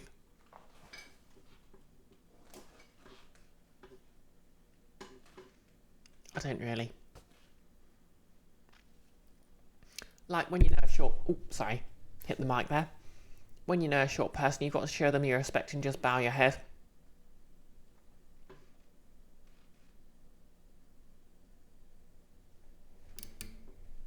Icky, I underestimate your ability to squat. Maybe it's because I work a physical job, but I just don't seem to be getting the joint pains a lot of people my age are getting. I mean, stretches help. I should do some stretches.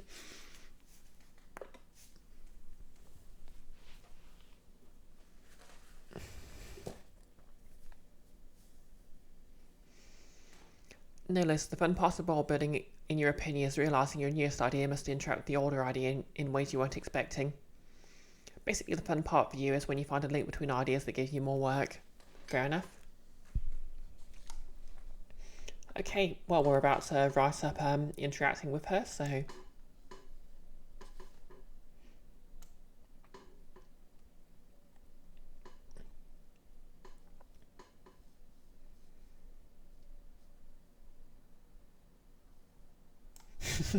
Nicholas.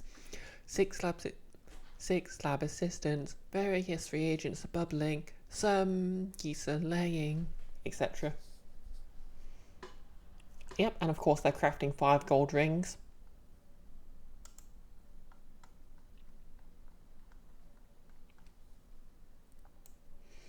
Okay, Foley tail swish. See, that was a joke because it also sounds kind of like Foley. As in sound effects added to something like crack.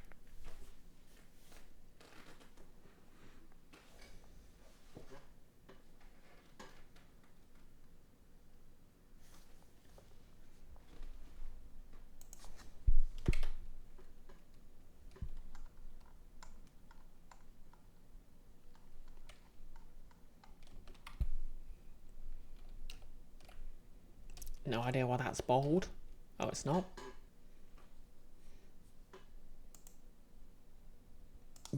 Why has it changed font?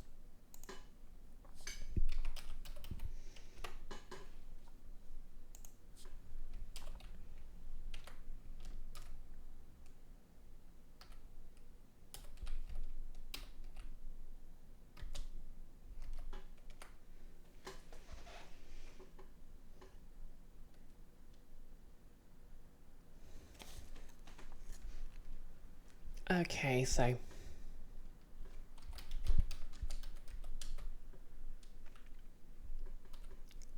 Foley is busy doing her daily safety checklist, eager to get back to her reading.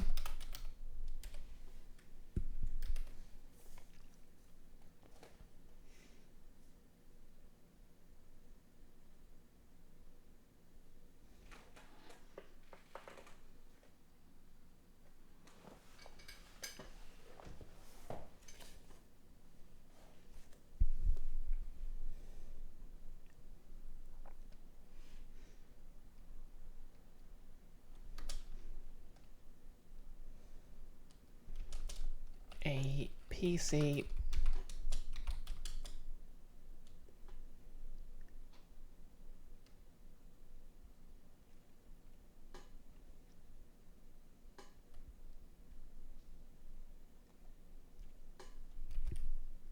assist with this via a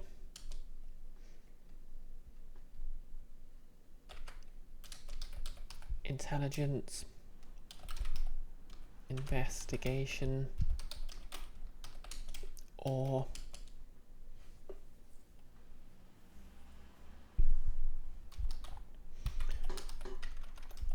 relevant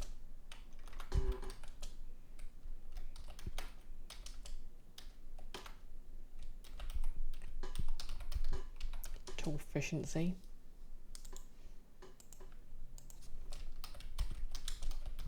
also intelligence,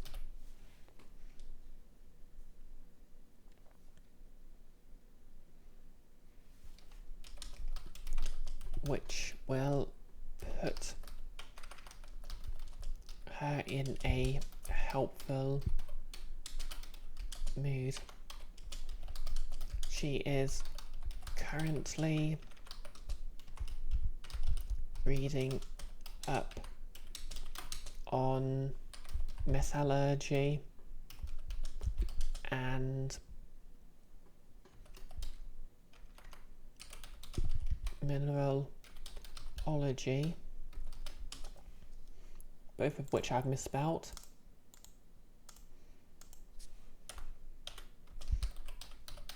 To annoy, we'll just check the name of the NPC because I've forgotten it.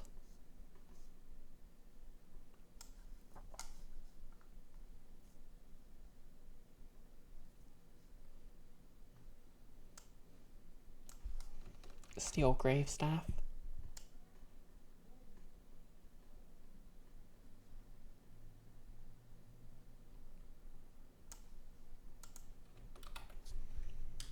Into dropping their constant attempts to bring up horses.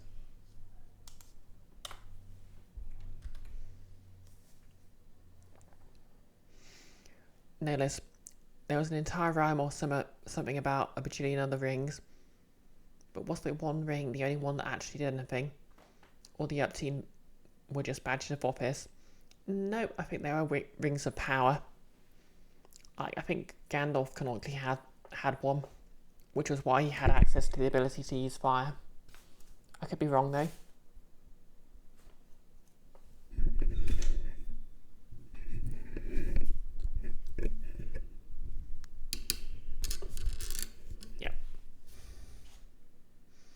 You're picturing Gravestaff as Alphys with a beard?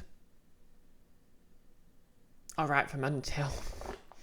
To be fair, I don't think they're a reptile. I mean, to be fair, has it been canonically proven that dwarves aren't reptiles?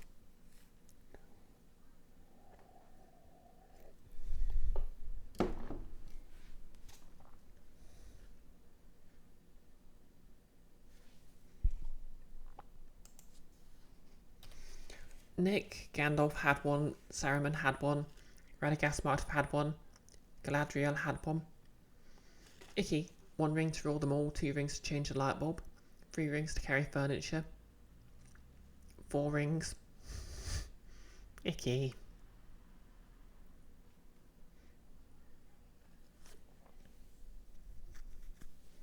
Yeah, constant attempts to bring up horses sounds good.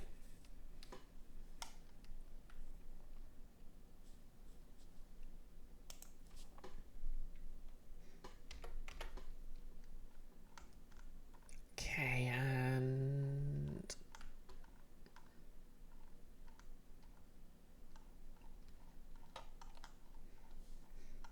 oh yeah, the last thing of course was a way to get to the library. Not the library of the library, just a library in this dungeon.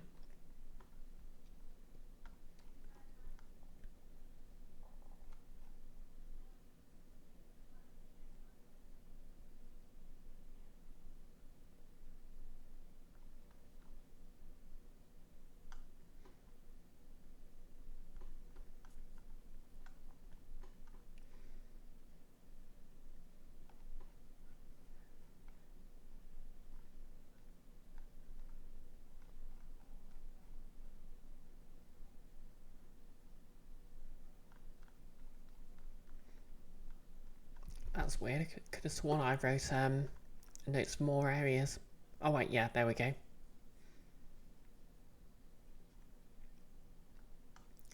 Forgot about the common area. Nihilus, kobold scientist with a thing for fish, and clueless merfolk. You didn't know security guard? Triton security guard. I mean, there is a kobold here. Pilks, she-her. Oh, greetings, visitors. You're just in time for the Pilks Challenge.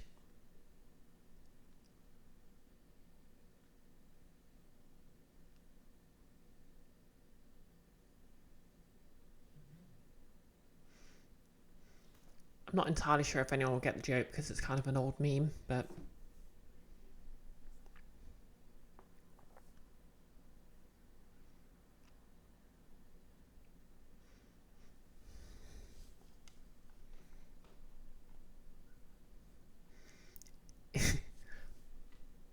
hello and welcome to Pilks Quiz.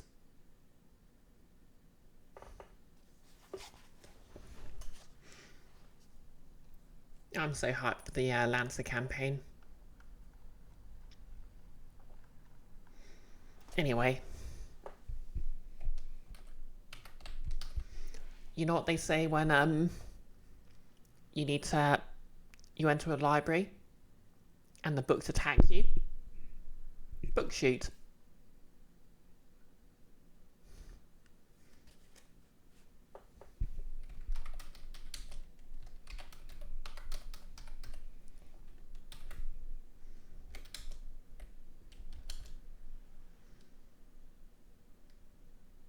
Hey Animort. What's that emoji? A slicer. Oh yeah, a sizzle. I remember those from second generation Pokemon specifically because I think it was the metal coat you needed to trade them with to evolve them. Yes, Nihilus, the more books the merrier. Icky, joke's on me, your 4th edition character attacks the books first. Oh yeah, speaking of, don't you have your 4th edition game now? Oh wait, no, you start it later in the day now, don't you?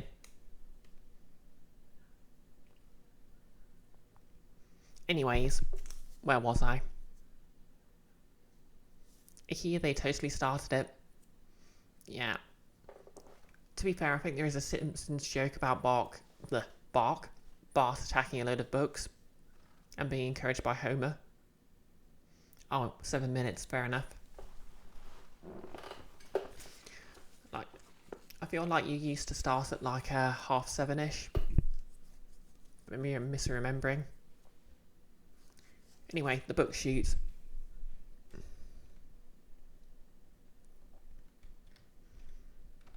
A device designed to transfer books to and from the library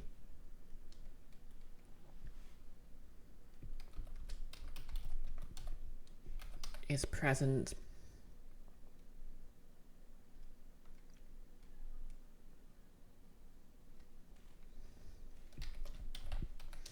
it resembles a large tube which a medium creature can just about fit into by crouching.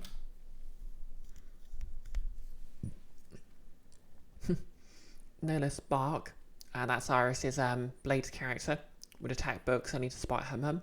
It's true.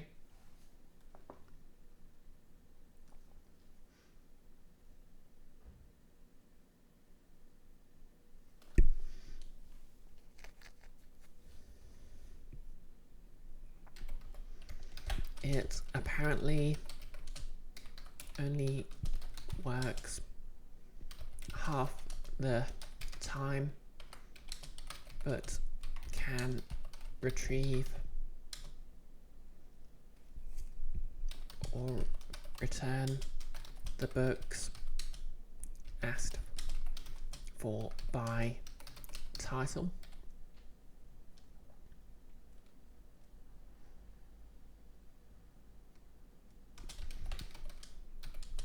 With a successful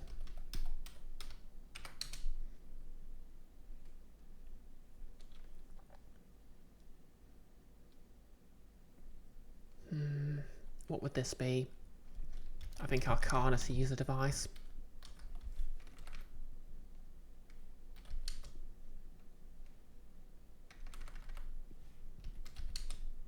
Successful Arcana. Oh yeah.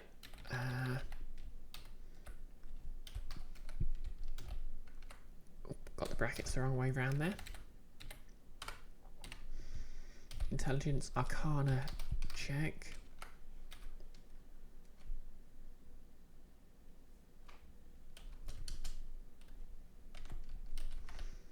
A PC can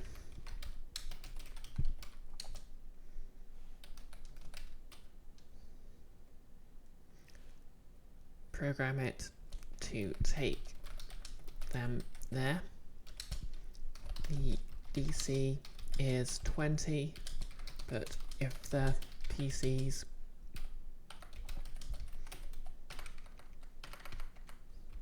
can convince Foley to help, she can show them some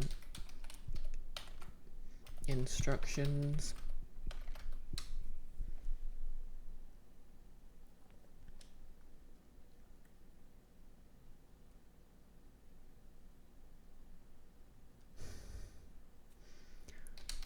Which reduces the DC to, should we make it 15 or maybe lower? No, we'll keep it 15.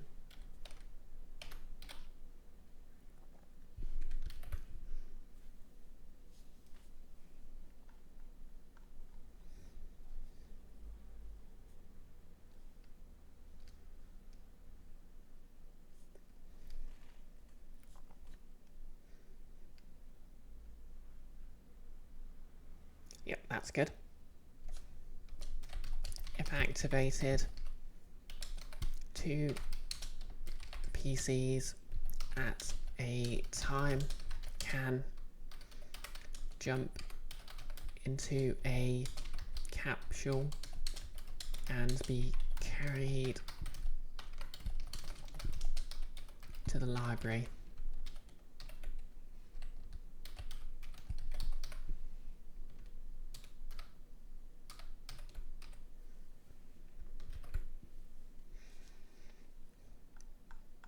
Okay, and that's every room in the middle floor accounted for.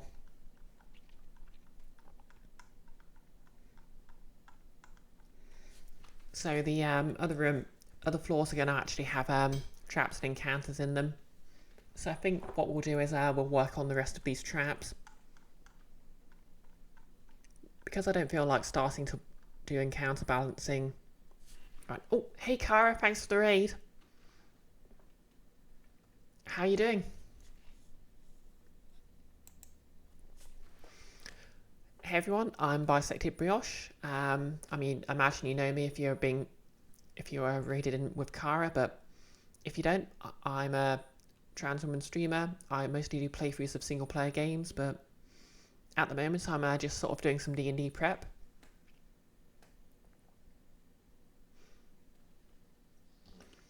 Basically for a West Marches style campaign, which is basically a type of D&D campaign where there's a large pool of, other tabletop RPGs are also available, with a large pool of players and DMs who run adventures in the same world.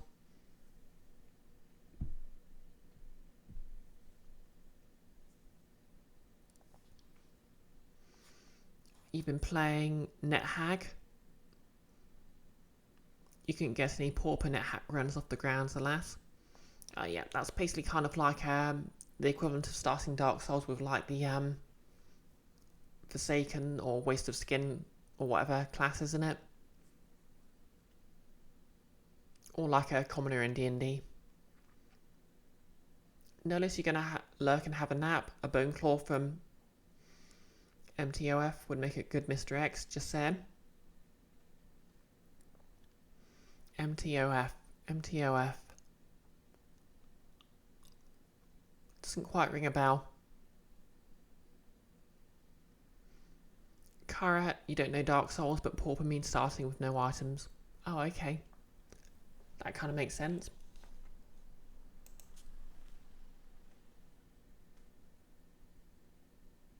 And no skills or spells. Okay, yeah, definitely the same concept.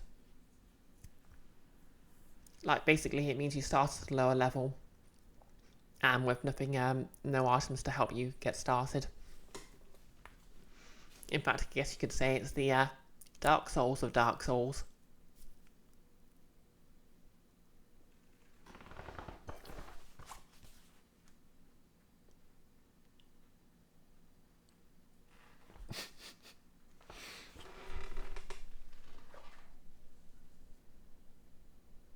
Okay, no need for the hammer emoji. We're all friends here. Some of us are fiends, but we're all friends here.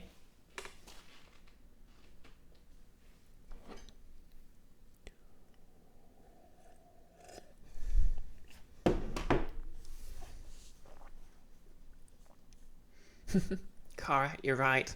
Philip Shrewd, who's Kara's character in Nick's Savage Lands Pulp Tales. I think that's the right name for the system. Campaign, Mobius Command, which I'm also in, and which, by the way, I'll be will be on Wednesday. Like, I might stream a bit before it anyway, but that's happening.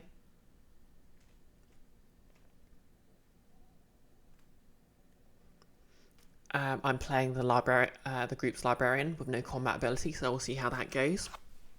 But you know, we're stranded in the distant past, so maybe she'll be useful. Don't ask what happened in the first session.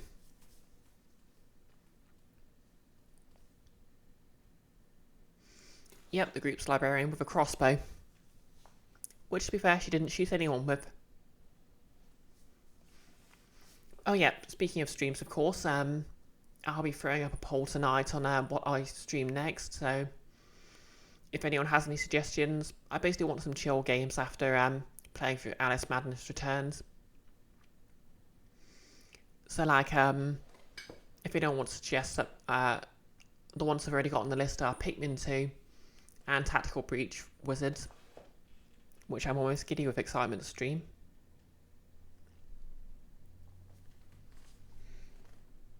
Oh yeah, the traps. Okay, so we've got the big pneumatic tube, which is going to be in the library. Oh yeah, someone on my first prep stream actually recommends the decontamination room. This room was intended to lock then clean anyone inside. Unfortunately, the sanitizer has degraded somewhat over the centuries. Oh yeah, so I'm just going to bring up the trap rules so I remember them. Wait, why do I need to bring them up when I can just... Hang on a sec.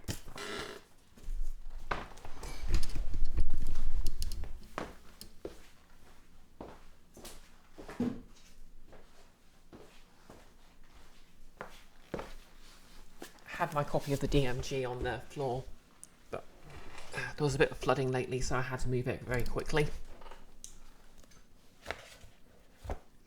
I really should get a copy of Xanthars that had better trap rules, but maybe I shouldn't bother. Just because I'm pretty sure that the new DMG will have better rules. You know, I'll just Google them.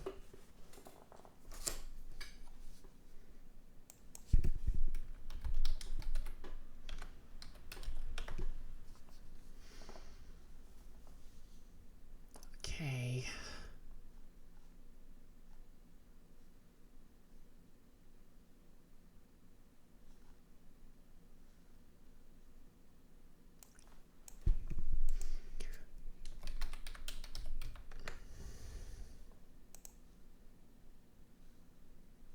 So yeah, these are all going to be complex traps.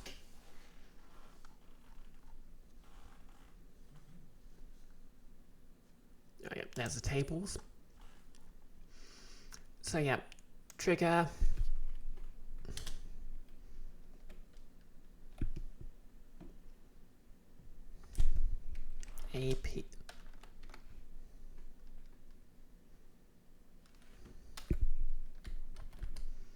A PC enters the room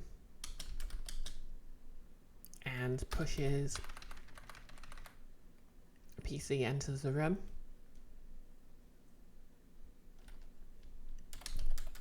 Which causes the door opposite to lock itself.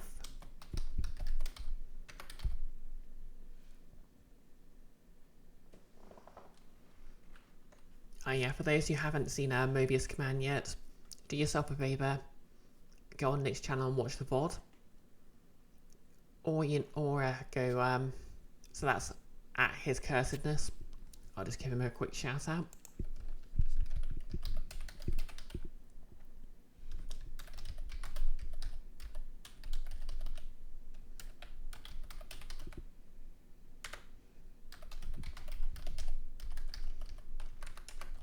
He has a YouTube, but he usually edits videos, so I don't think it's up yet.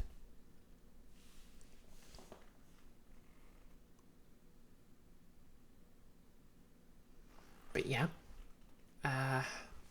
just check out that VOD, because some stuff happened in that. And best of all of it involved killing Nazis, which is always a treat. Anyway, a PC enters the room, which causes the door opposite to lock itself.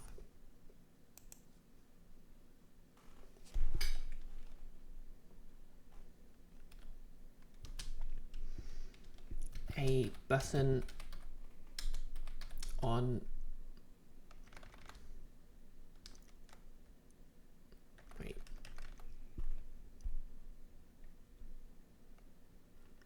a rune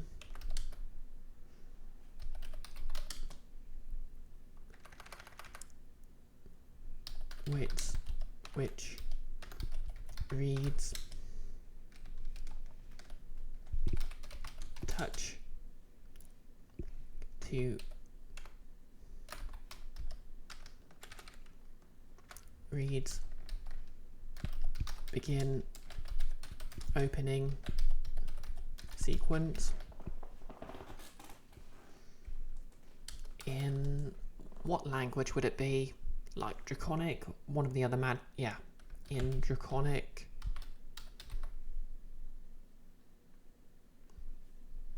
Will glow. The trap is triggered if it is touched.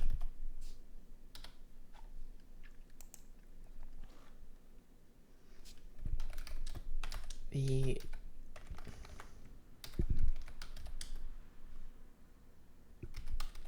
room acts on initiative 20.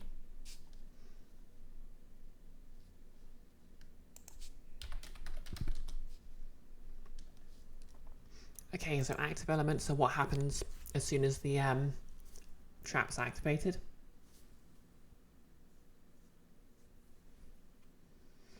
Kara, he said he'd edited it, but it wouldn't be public for a month or so. Oh yeah, because he's got quite a lot of other stuff to get out.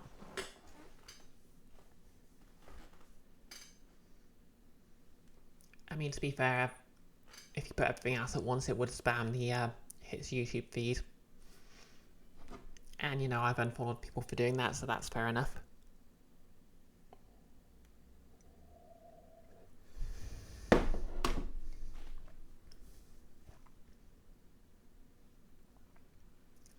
Oh yeah, this stream brought to you by Hobgoblin.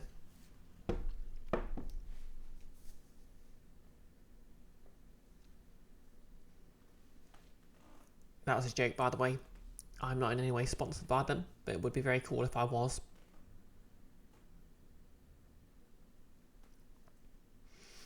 But yeah, active elements.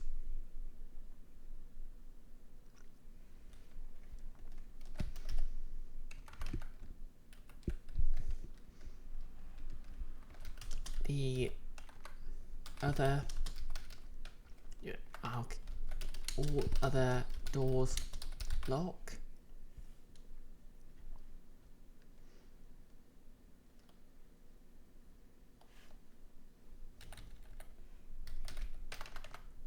Slam shut and lock.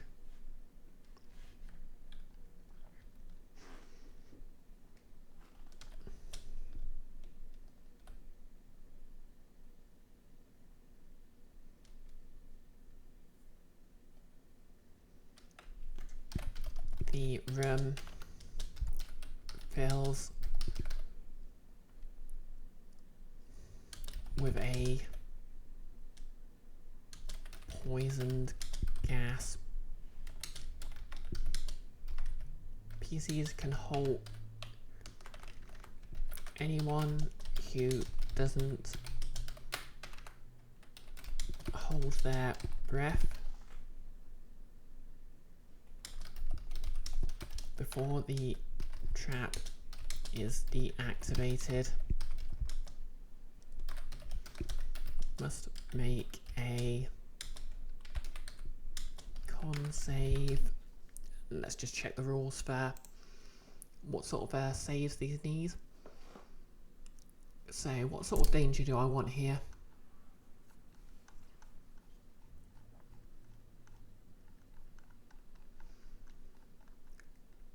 So setback 10 to 11, dangerous 12 to 15, deadly 16 to 20.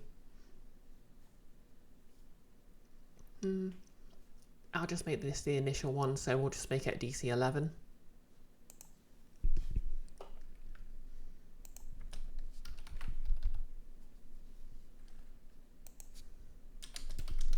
Or take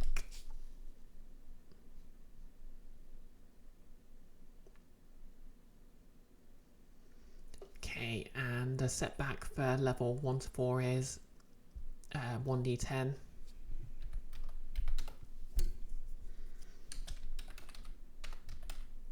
poison damage and be poisoned until the end of their next turn.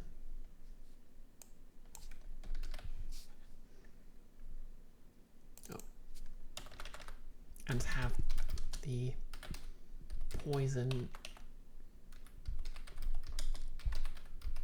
condition. Use the right lingo. Yep, that's good.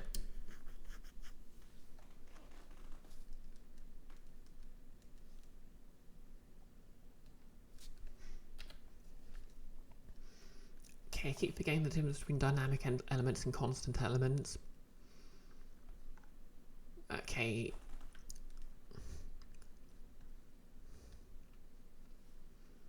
Dynamic elements.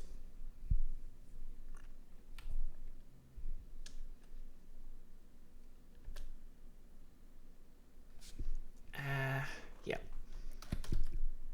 The part of the room. Oh, need to switch off those italics.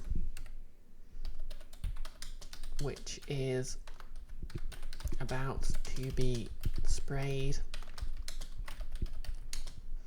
changes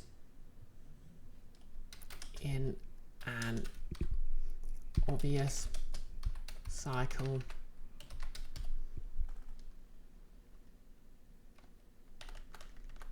an obvious pattern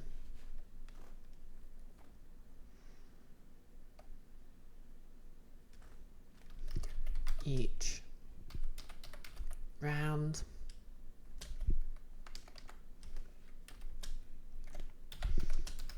It is possible for a PC to guess which part of the room will be sprayed next with a DC. Oh yeah, and we're going to make this a bit more dangerous. In fact, we're going to actually make it dangerous.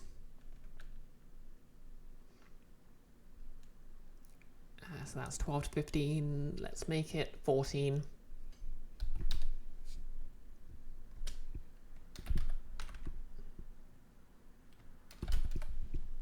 Intelligence investigation.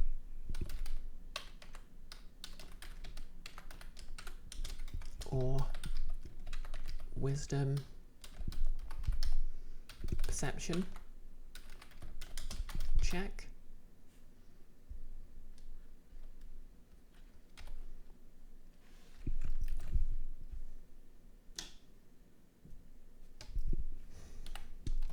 To notice how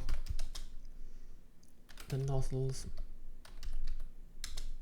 move, hear bubbling liquids, etc. Yeah, that should be a double Z. Okay, and constant elements. At initiative count. Oh yeah, a little bit of insight into my mind, but whenever I need to spell a word, I sort of pronounce it in a very specific way to remind myself of the spelling.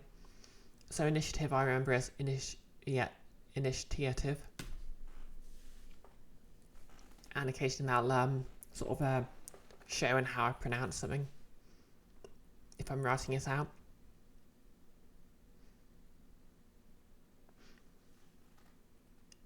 So yeah, it also happens with the word parliament, which I'll sort of think of as a parliament, and so on and so forth. And I actually started in primary school when basically the teacher was showing us how to spell the word walk, and he jokingly started calling it, saying, "You need to walk." And you know, this sort of mnemonic stuck with me. But anyway, At initiative count 20. One third of the room will be sprayed with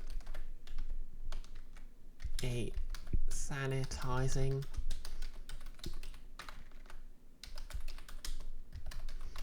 which has degraded and become corrosive.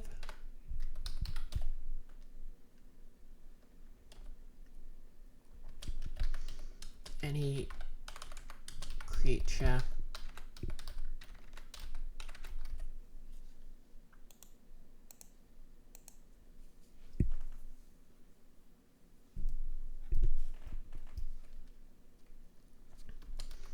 in a targeted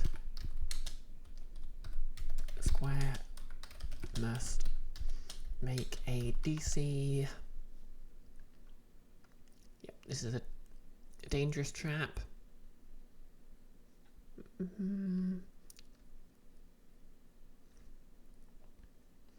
Yep, we're going to make this DC 15 because you know what? They can the PCs can position themselves to avoid it, so it's really their own fault if they get caught in there.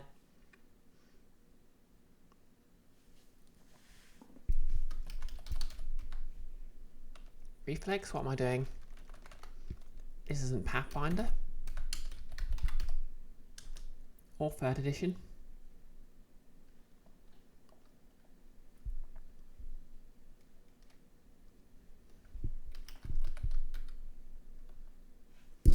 Ow.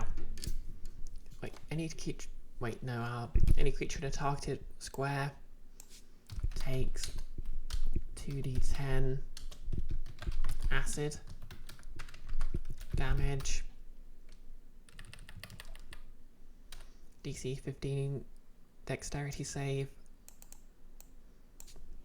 halves. There we go. Actually, no, since there's, you know what, this will be near the end, so maybe I'll make it a bit more dangerous, just to be mean.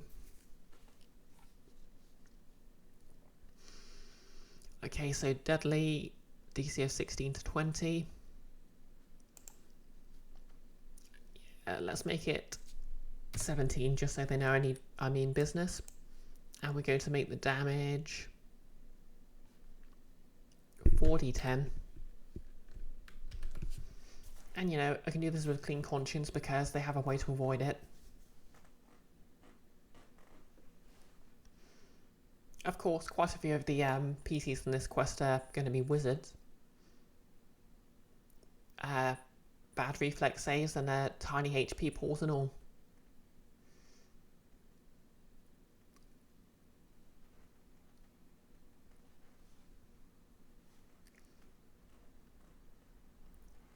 Wow, I look just like the devil emoji there. Wait, no, the imp emoji. Anyway, countermeasures. How do they survive this? PCs can position themselves. Position themselves to avoid the acid spray and hold their breath to avoid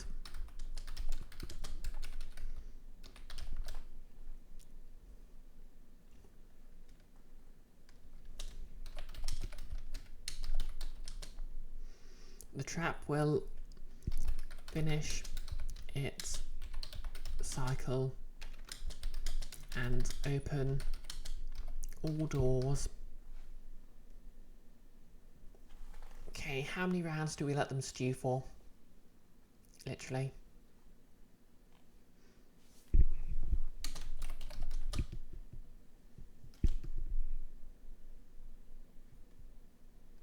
Five rounds. No, that's a bit long. It'll probably get boring after 3 rounds. No. Because it's only a third of the room.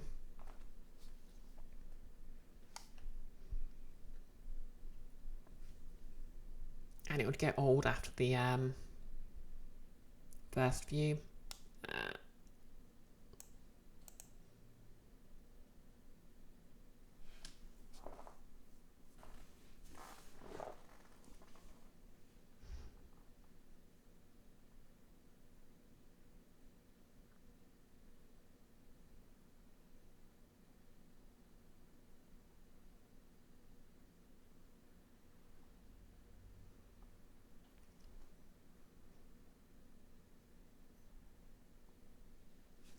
In fact, let's change this up.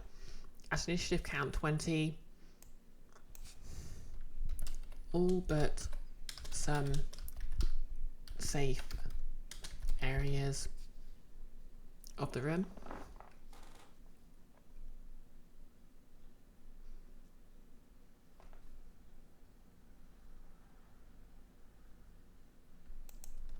Parts of the room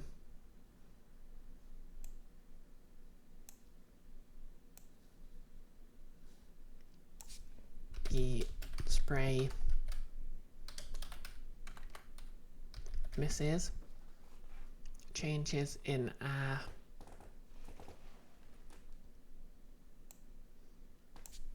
pattern each round, and it's going to be sort of like a real world puzzle for the PCs to sort of notice.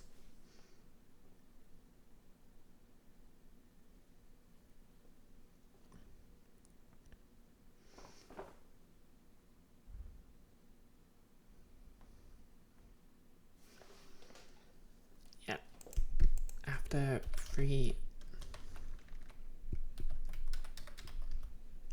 rounds,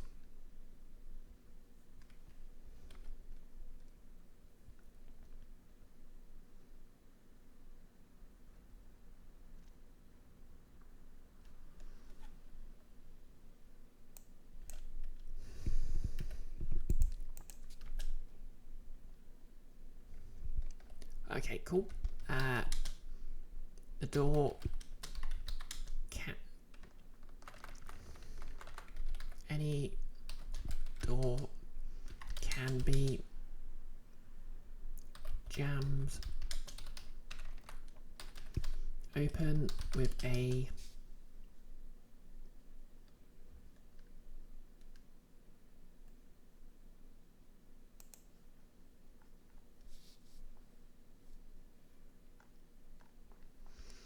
what are the rules?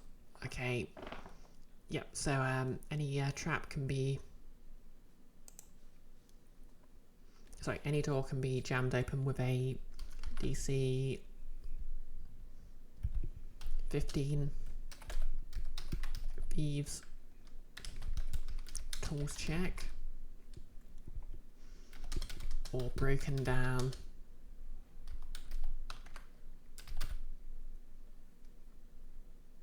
and I'll just leave myself some quick notes on how strong doors are.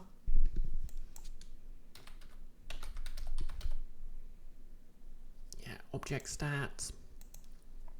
So a door would be a medium object. What would the door be made of? Ah, yeah, probably a steel door.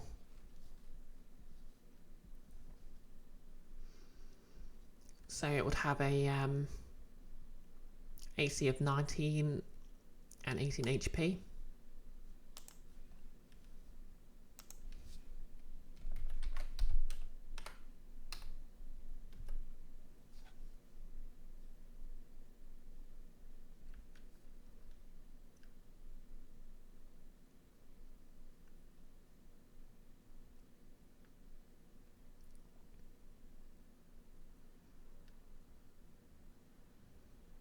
Yep, 18 HP. So not exactly easy to break down, but doable.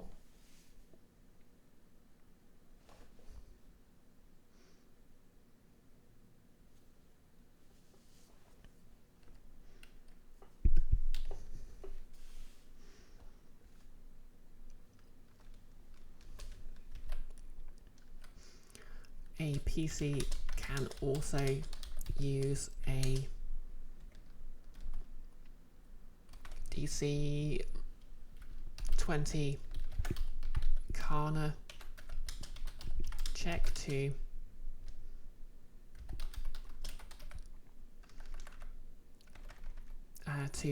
activate failsafe and deactivate the trap. The trap will cycle.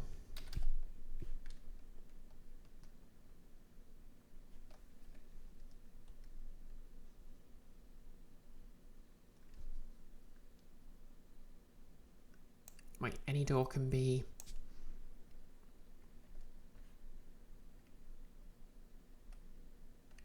pried open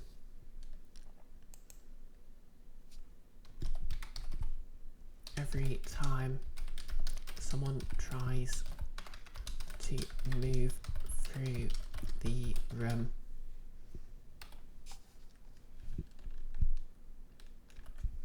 Yep, that sounds good. So yeah, basically the best way for them to bypass it the first time will be to sort of wait it out, and then they can sort of work out how to keep the doors open so they can get through again. I like that. Okay, workshop full of haywire tools. Password protected hallway. Oh yeah, hazardous floor, so the floor's covered with something hazardous. What would be an interesting hazard to have all over the floor?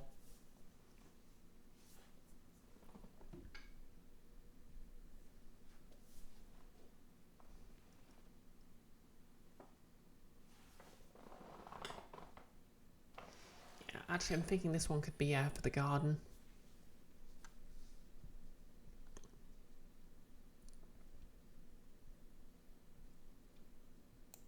You know, let's say mutated vines. No, not mutated vibes. Mutated vines. Whoa, mutated vibes. That sounds vaguely like some sort of futuristic slang.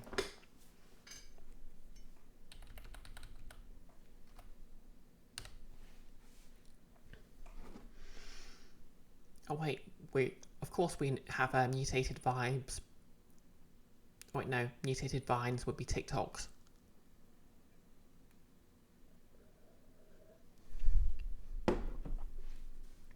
I had something there, but I think the joke's been aborted. Anyway, the floor is covered with mutated vines. They will attempt to grapple.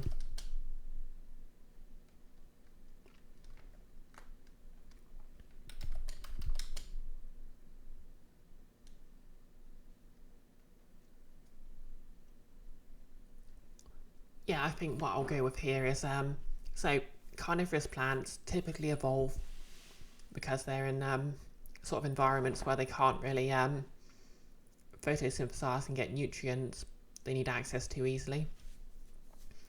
So the way I see it, with the garden long abandoned, the plants have basically mutated and become sort of carnivorous to compensate, and they've been feeding off wayward clones that enter.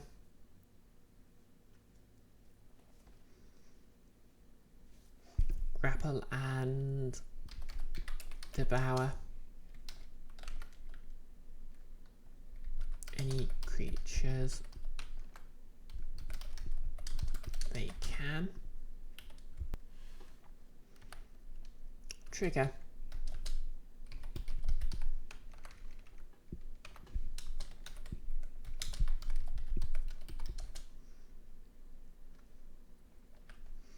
A creature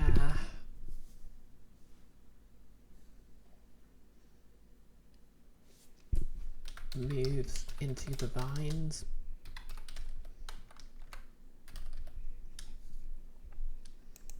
initiative,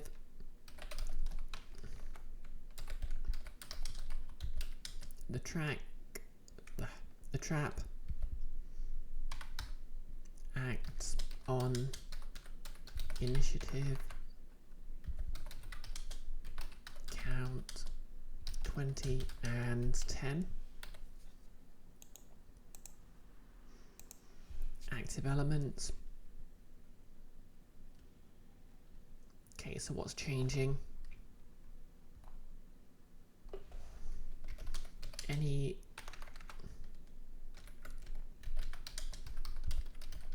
grappled creature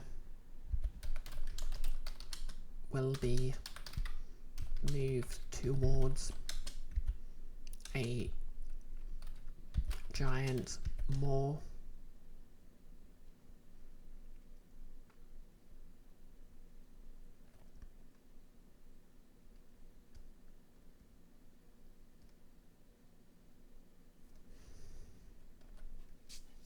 Oh wait, no, active element is stuff that happens immediately.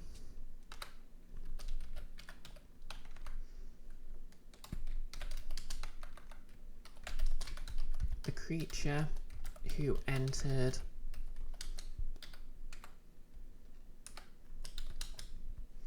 is targeted with a grapple.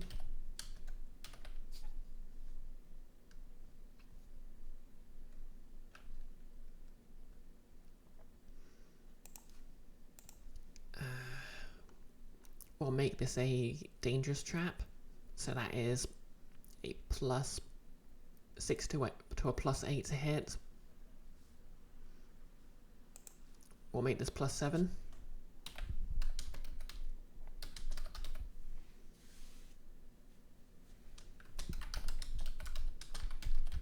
Versus the creatures. Strength, athletics.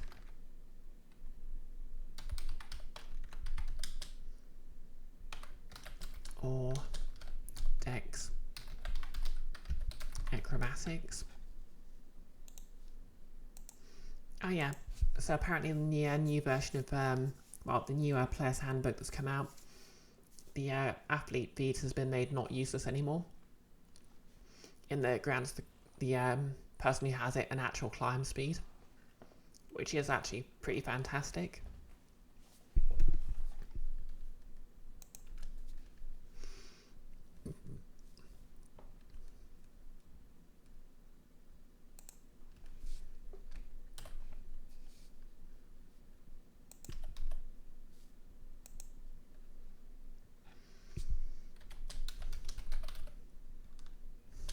If they fail to beat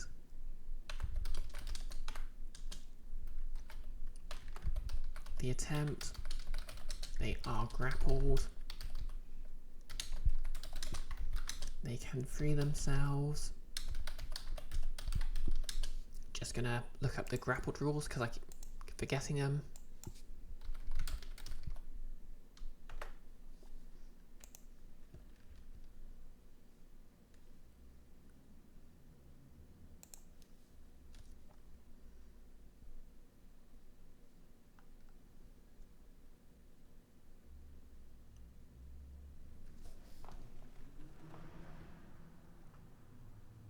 Okay,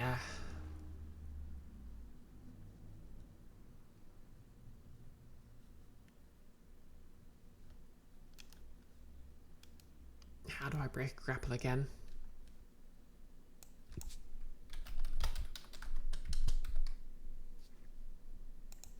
I should know this.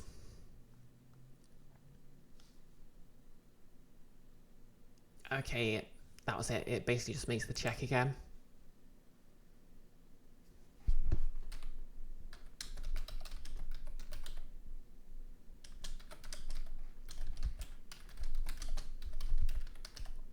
Yep, they can free themselves on their turn by breaking the grapple.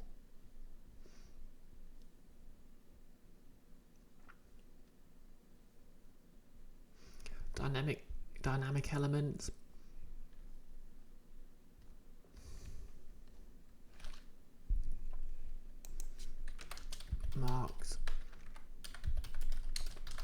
on the map.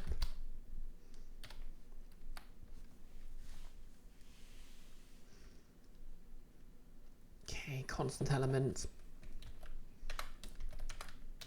at initiative 20. Any creature in the vine area.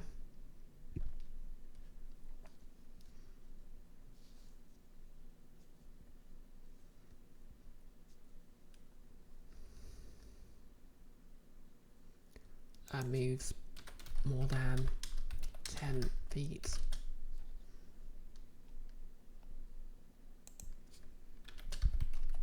Area.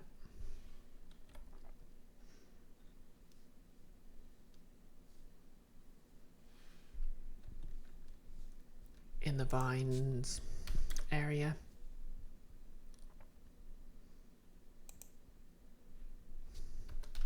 Is targeted by a grapple as hit the caps up there as above.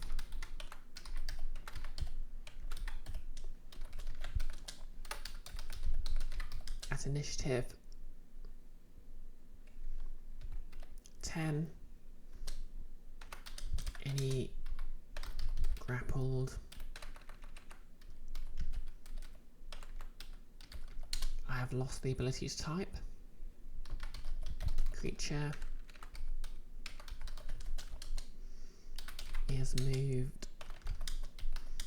10 feet towards the nearest moor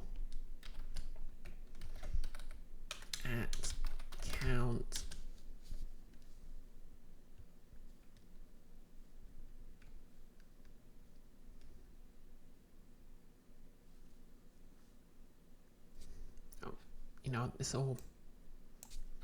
'We'll keep this at count 20. And the moors will make an attack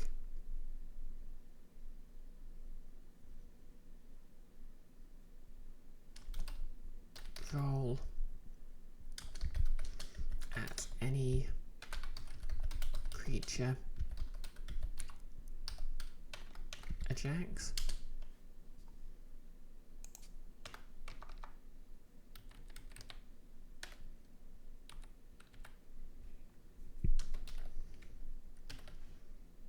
+6 to hit. Ow.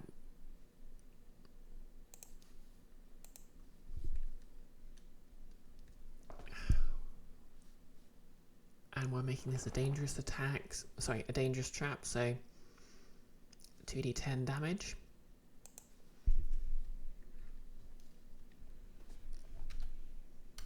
(2d10 bludgeoning).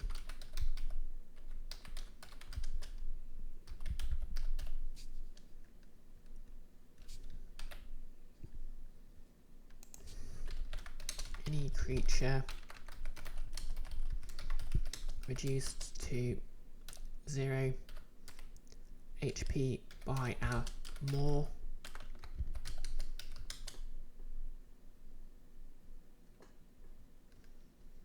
is trapped in its folds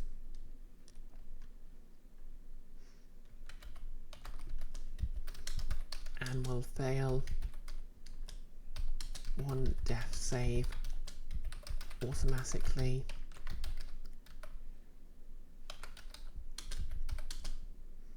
At initiative count 10. No. Automatically on its turn. Because I'm feeling mean.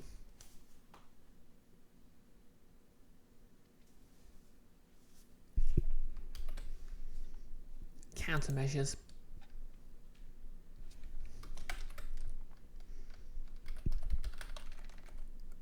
grappled PCs can make an attempt to break the grapple.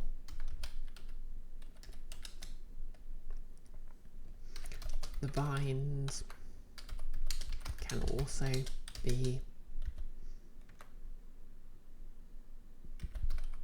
attacked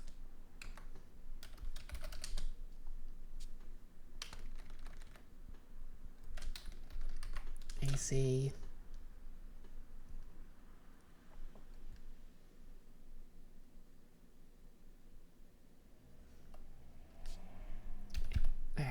AC 12, and I guess that'll probably be oh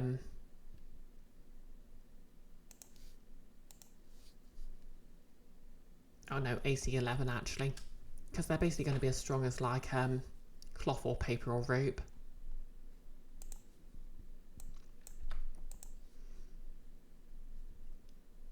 And I guess they'll count as fragile.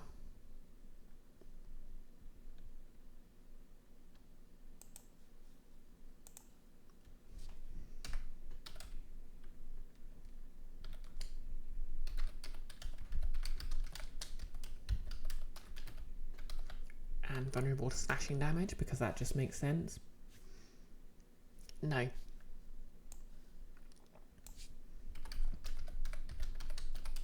Resistance to non-magical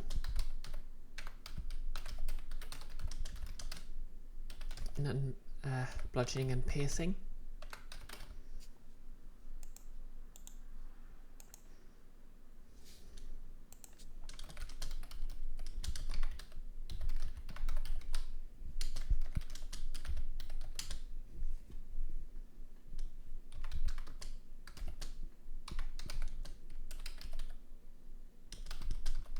The maws can be cut open or destroyed.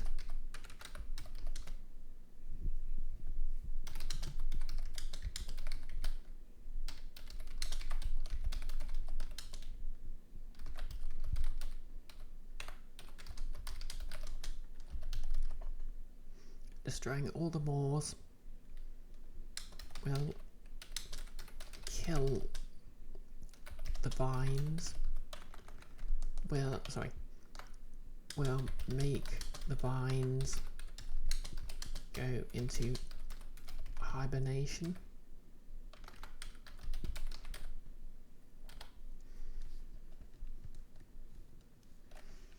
I'll decide how many maws there are on the map when I get to it.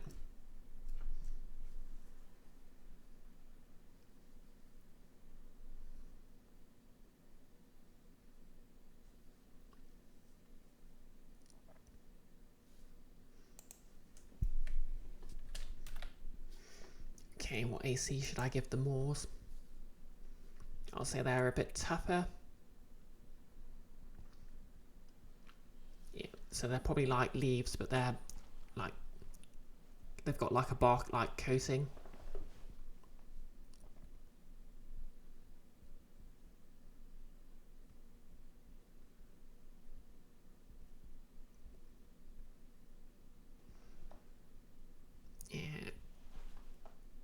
Yeah, we'll call it an AC of 14.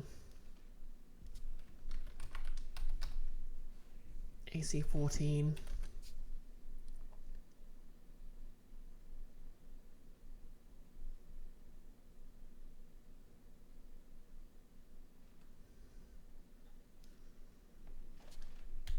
AC HP. And I'll just look up the traits for plant monsters.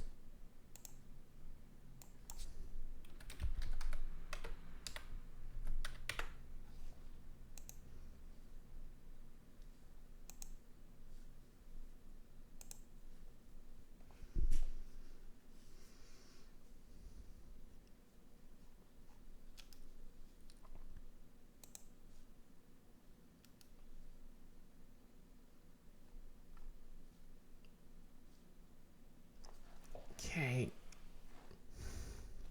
Pretty sure they have like the same sort of trait. I suppose they don't really do traits, do they?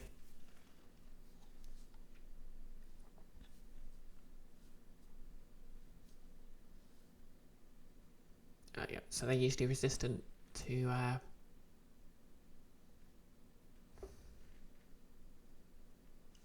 lightning.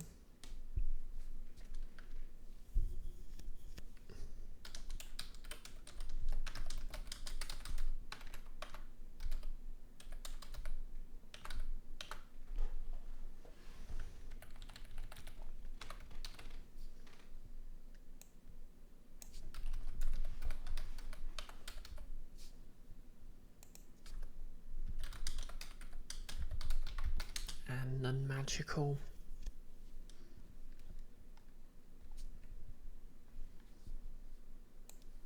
I can just copy that.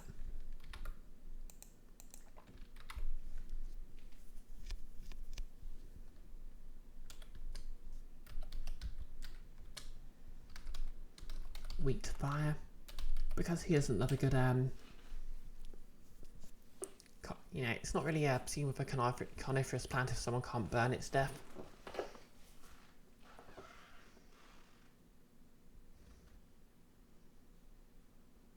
Yep, that sounds like a good trap.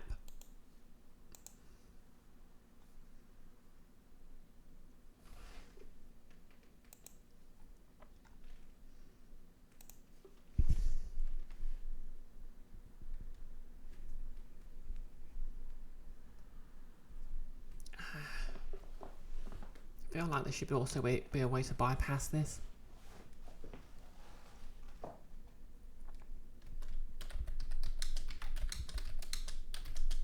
Oh yeah, Morse can also be distracted.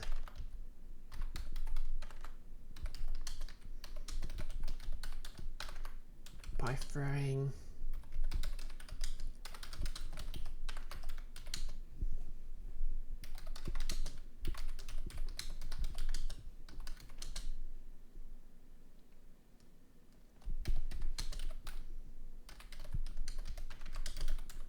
which closes them for 24 hours while they feed.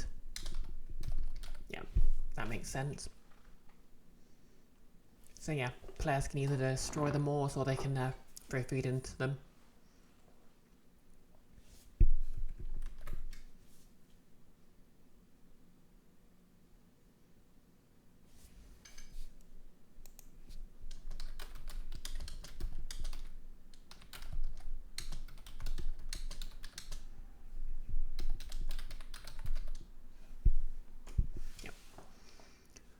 Destroying all the Moors will make vines go into hibernation until a new one grows in 12 months.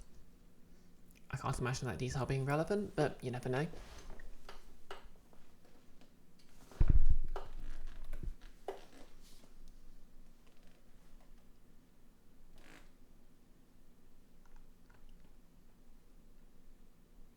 Okay.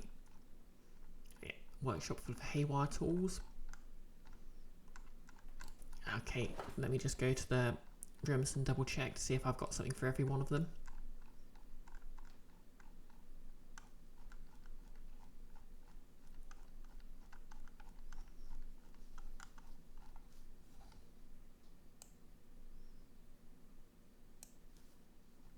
Okay.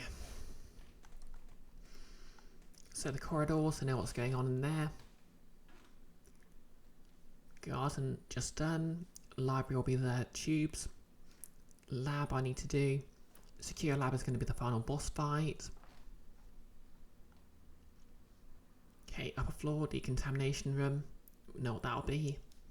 Workshop, I need something for that. So I need something for the lab and something for the workshop.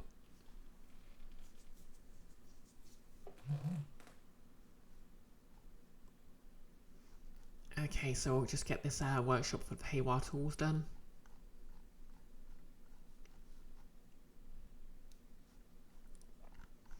Yeah, I think the, well...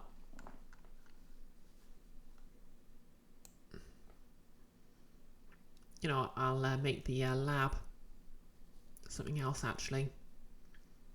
Because it's canonical that an artificer was in charge here. Well, was helping, so... Let's make the lab a workshop.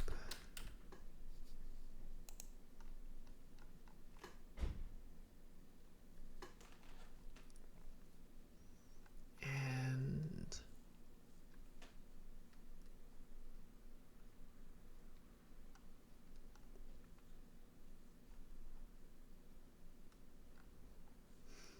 yep, we'll just promote this workshop.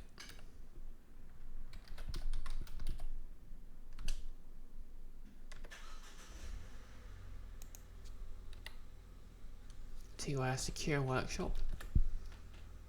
That doesn't look too tidy, but hey ho.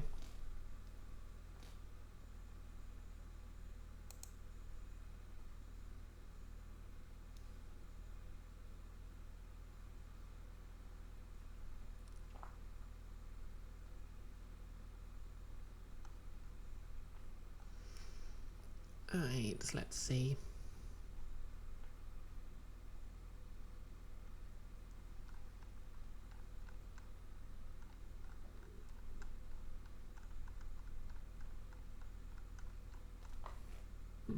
Nearly up to 3 hours already. Yeah, I think I'll get this one trap done. Maybe one more if I feel like it. And then we'll call the stream.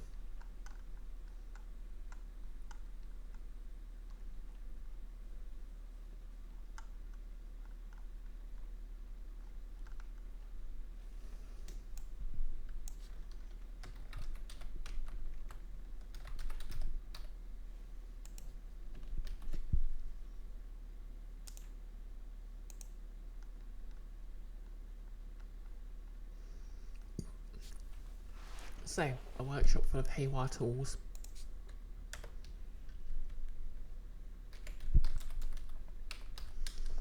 The tools in this workshop are malfunctioning.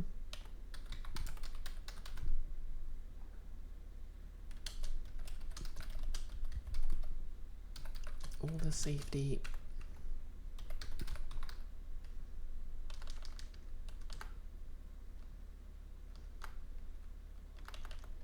safeguards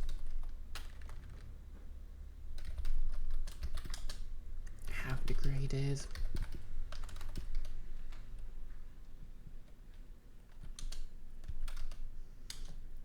And the PCs look a lot like nails.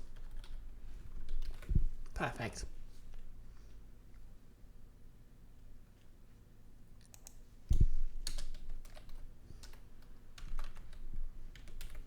Okay, so how's this trap triggered?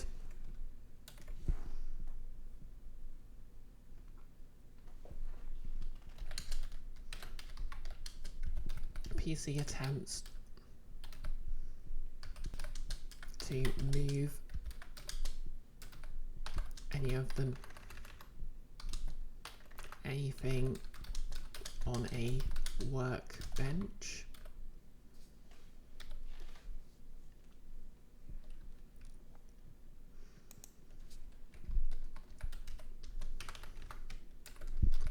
Trap acts at initiative 20.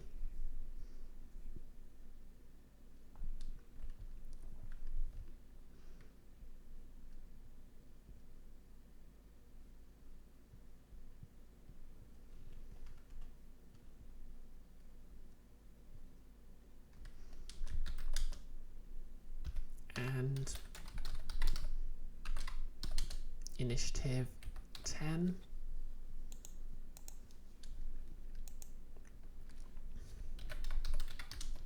Active elements.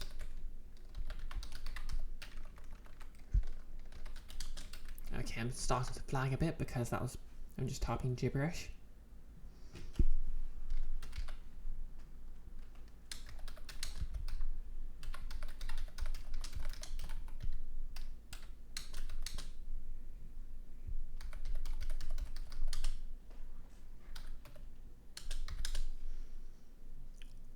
Okay, let's see. We'll make this a dangerous trap again, so plus 8 to attack. because this is, I think, the workshop is where they get, there's going to be the item for the side quest to guess long rest. So you know I can afford to beat them up a bit.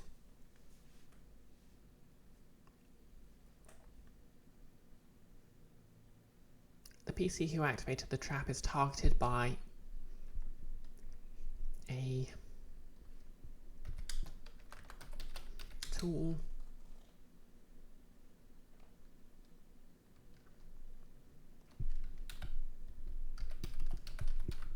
See table. Dynamic elements. I don't think there will be any. Constant elements at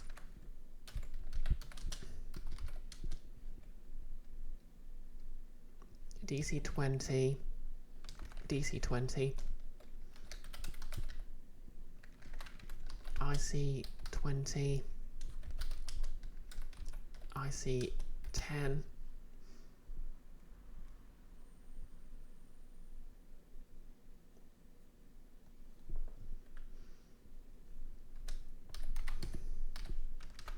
everyone in the room is targeted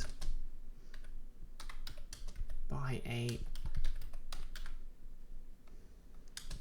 random tool.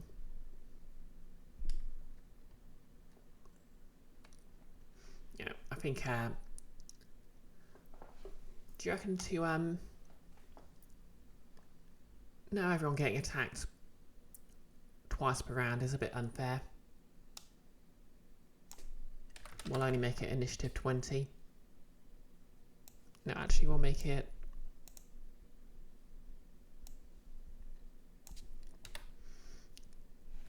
initiative 10.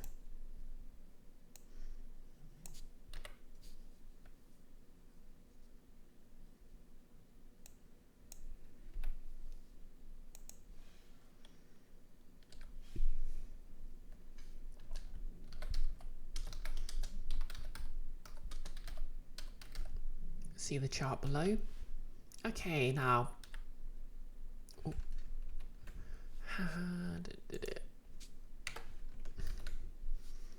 going to insert a table.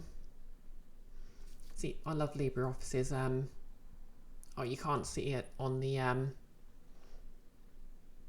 that's a shame it's not showing up on the stream, but it's literally just a grid I can click on to select how many tools appear. Well, how many rows and columns I get.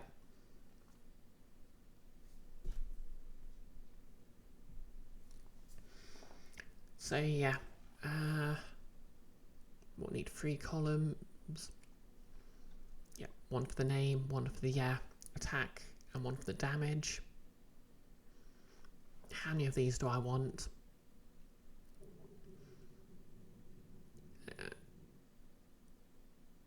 Yeah, let's make it 6.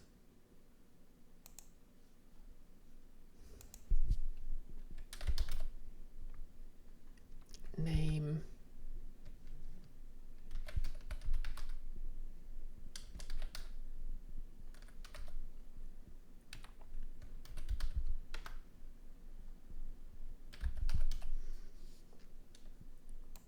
Actually, you know what?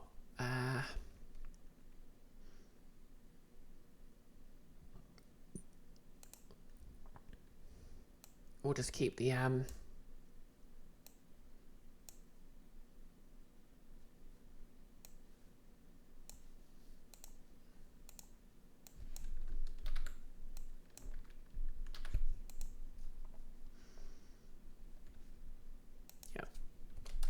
Attack bonus.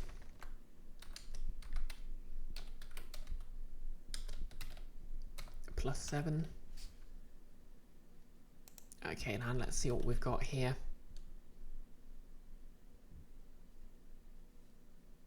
Oh wait, we do need a...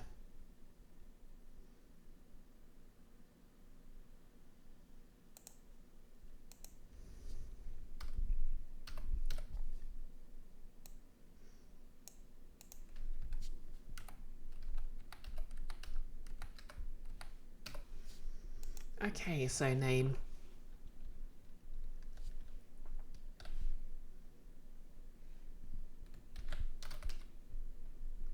Also saw.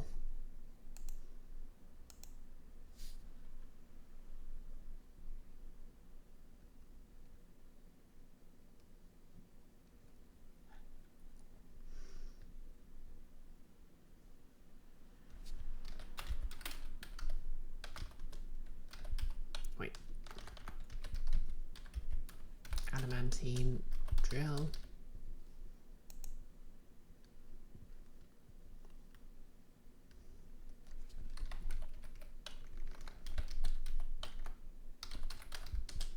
Welding torch.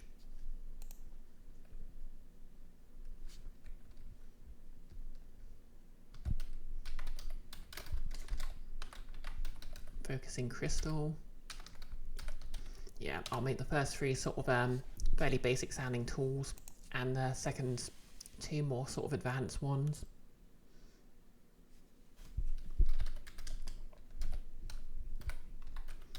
Rune etcher.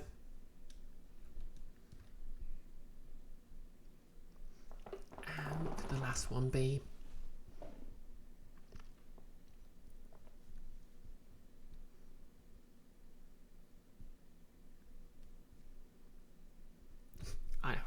I know. I mean, feel free to suggest anything if you want to. We can always make this a D8 worth of stuff.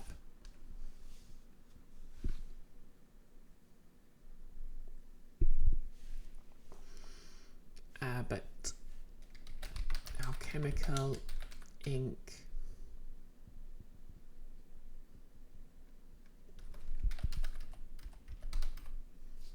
Alchemical ink generator. So the also saw does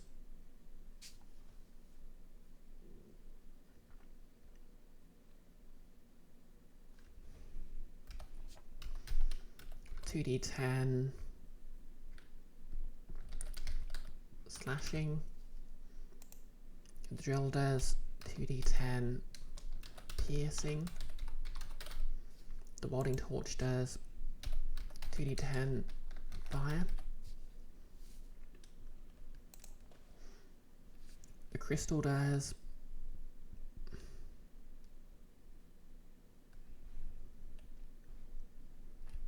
let's mix this up. 3d4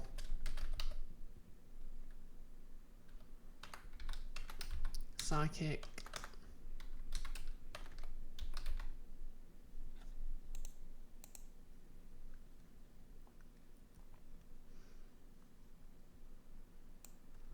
And we'll make it 2d4 psychic. And a DC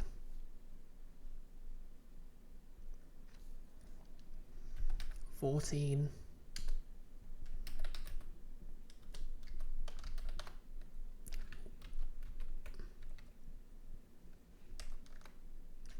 With save.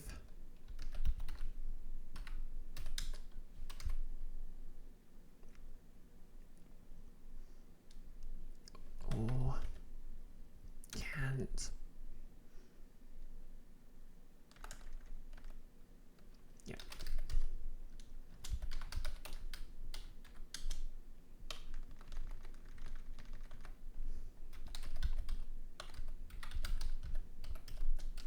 Disadvantage on next roll. Rune etcher.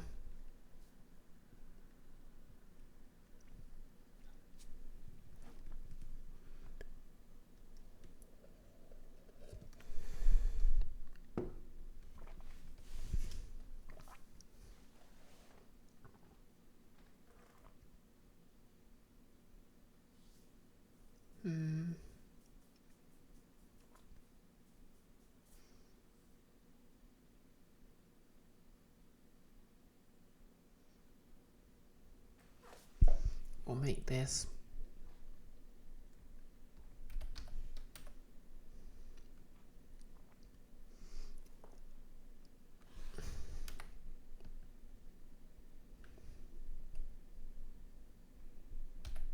okay, we'll make the ink generator 2d6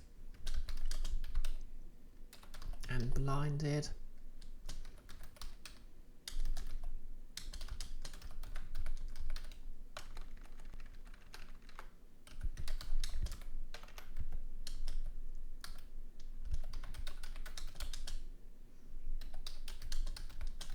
Yep. So the ink generator will blind them until they take an action to wipe it away. The rune etcher.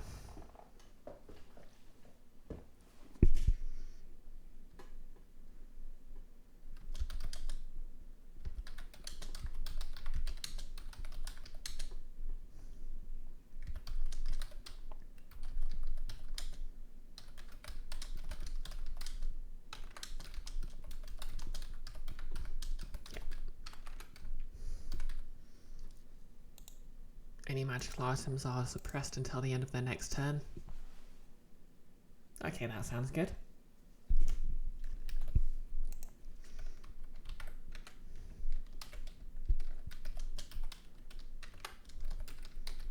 The tools can be destroyed individually.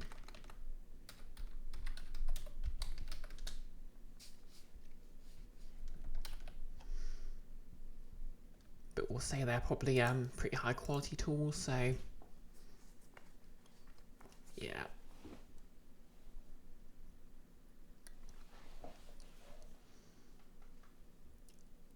Let's say, yeah, iron and steel, so DC 19. Sorry, AC 19.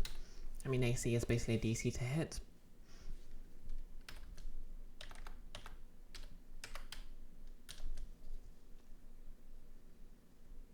And they're probably large objects, so they have 27 HP.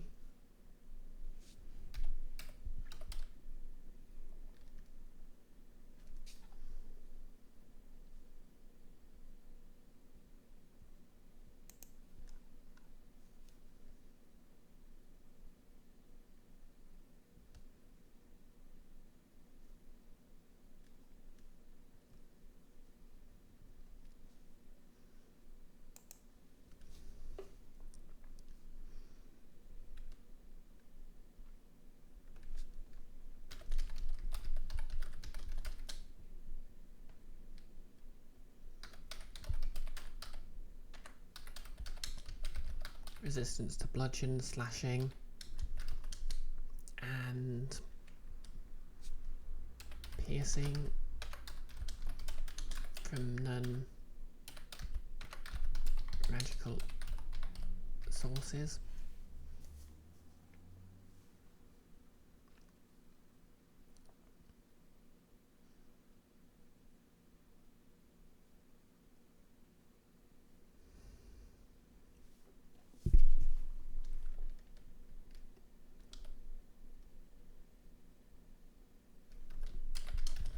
If a tool is destroyed, then the trap does nothing.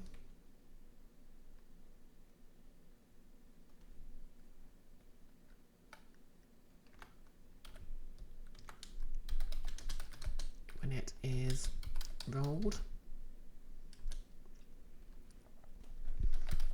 there is also an emergency shutdown.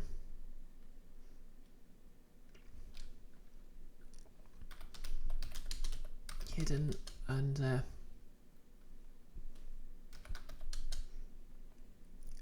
the desk.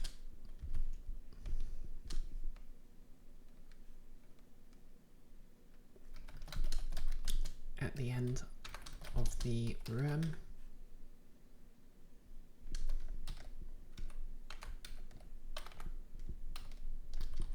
DC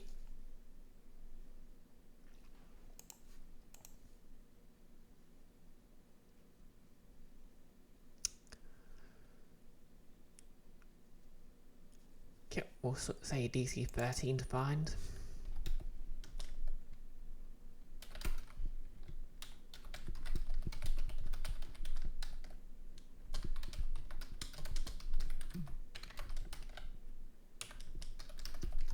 all the papers. And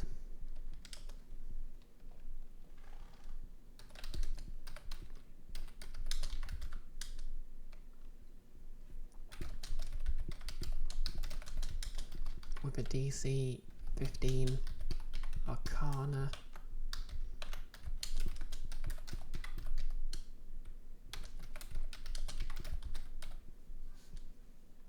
Oh wait, we'll move this up.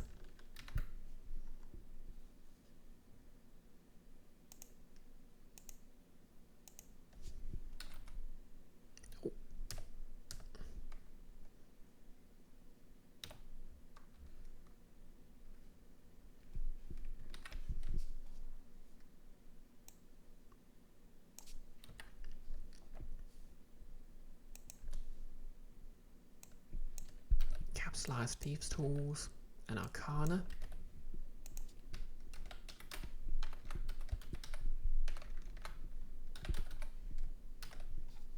Intelligence Arcana or Dex Thieves' Tools. Okay, there we go. If a tool is destroyed or disabled, then the trap does nothing if it's rolled. If the shutdown is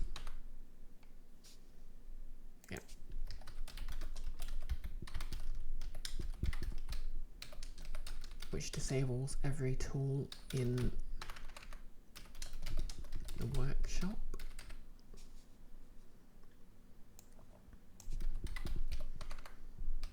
If every tool is destroyed or disabled,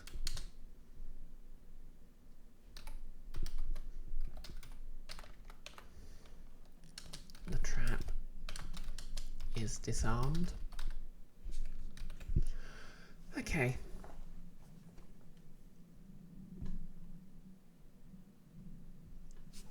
Yeah, I think we've got time for one more trap, but I'll have to think of it.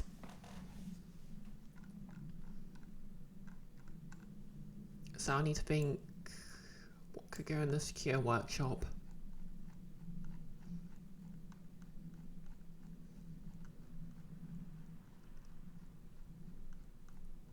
Actually, no, I think what I'll do is I'll make the secure workshop a combat encounter.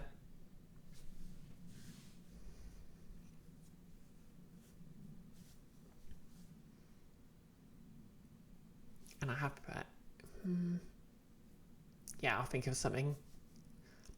Well, I'm getting kind of sleepy now and maybe a little drunk from the beer. I think it's time to call it here. That round was completely unintentional.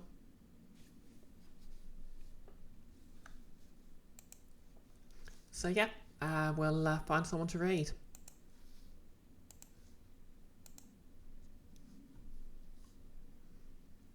Thank you all for dropping by. Obviously this has been a bit of an unusual stream. I mean, I've been trying to do prep more often just because I find it kind of fun and it's nice and relaxing. This evening I'll get a poll done for what to sort of start streaming next, and I'll start that next Monday. Wednesday I'll probably do some more prep streaming before Mobius Command on Nick's channel.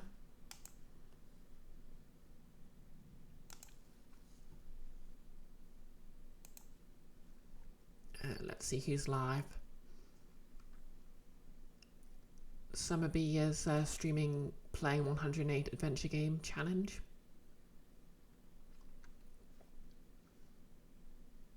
Who else is live?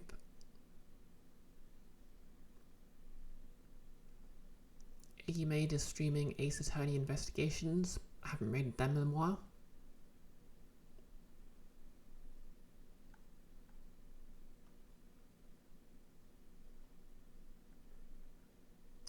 Yeah, I think I'll raid Iggy Maid.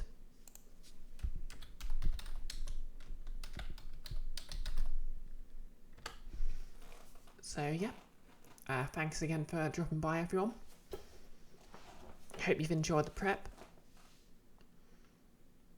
I'll be streaming this, I'll be streaming the actual adventure on the 3rd.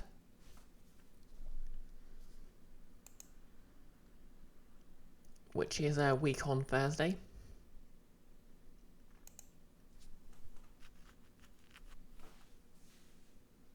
And that'll be on this channel.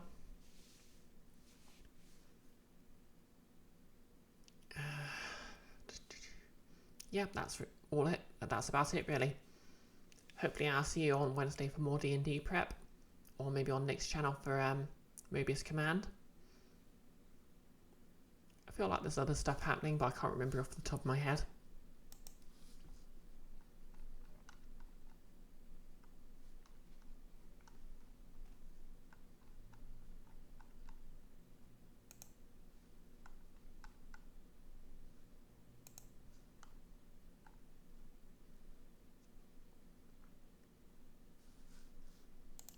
And the raid's about to go through, so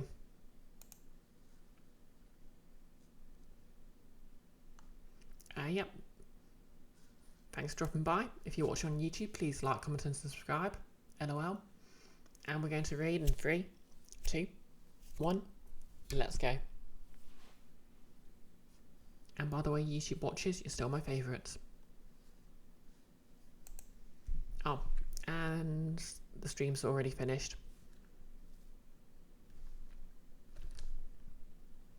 Oh well.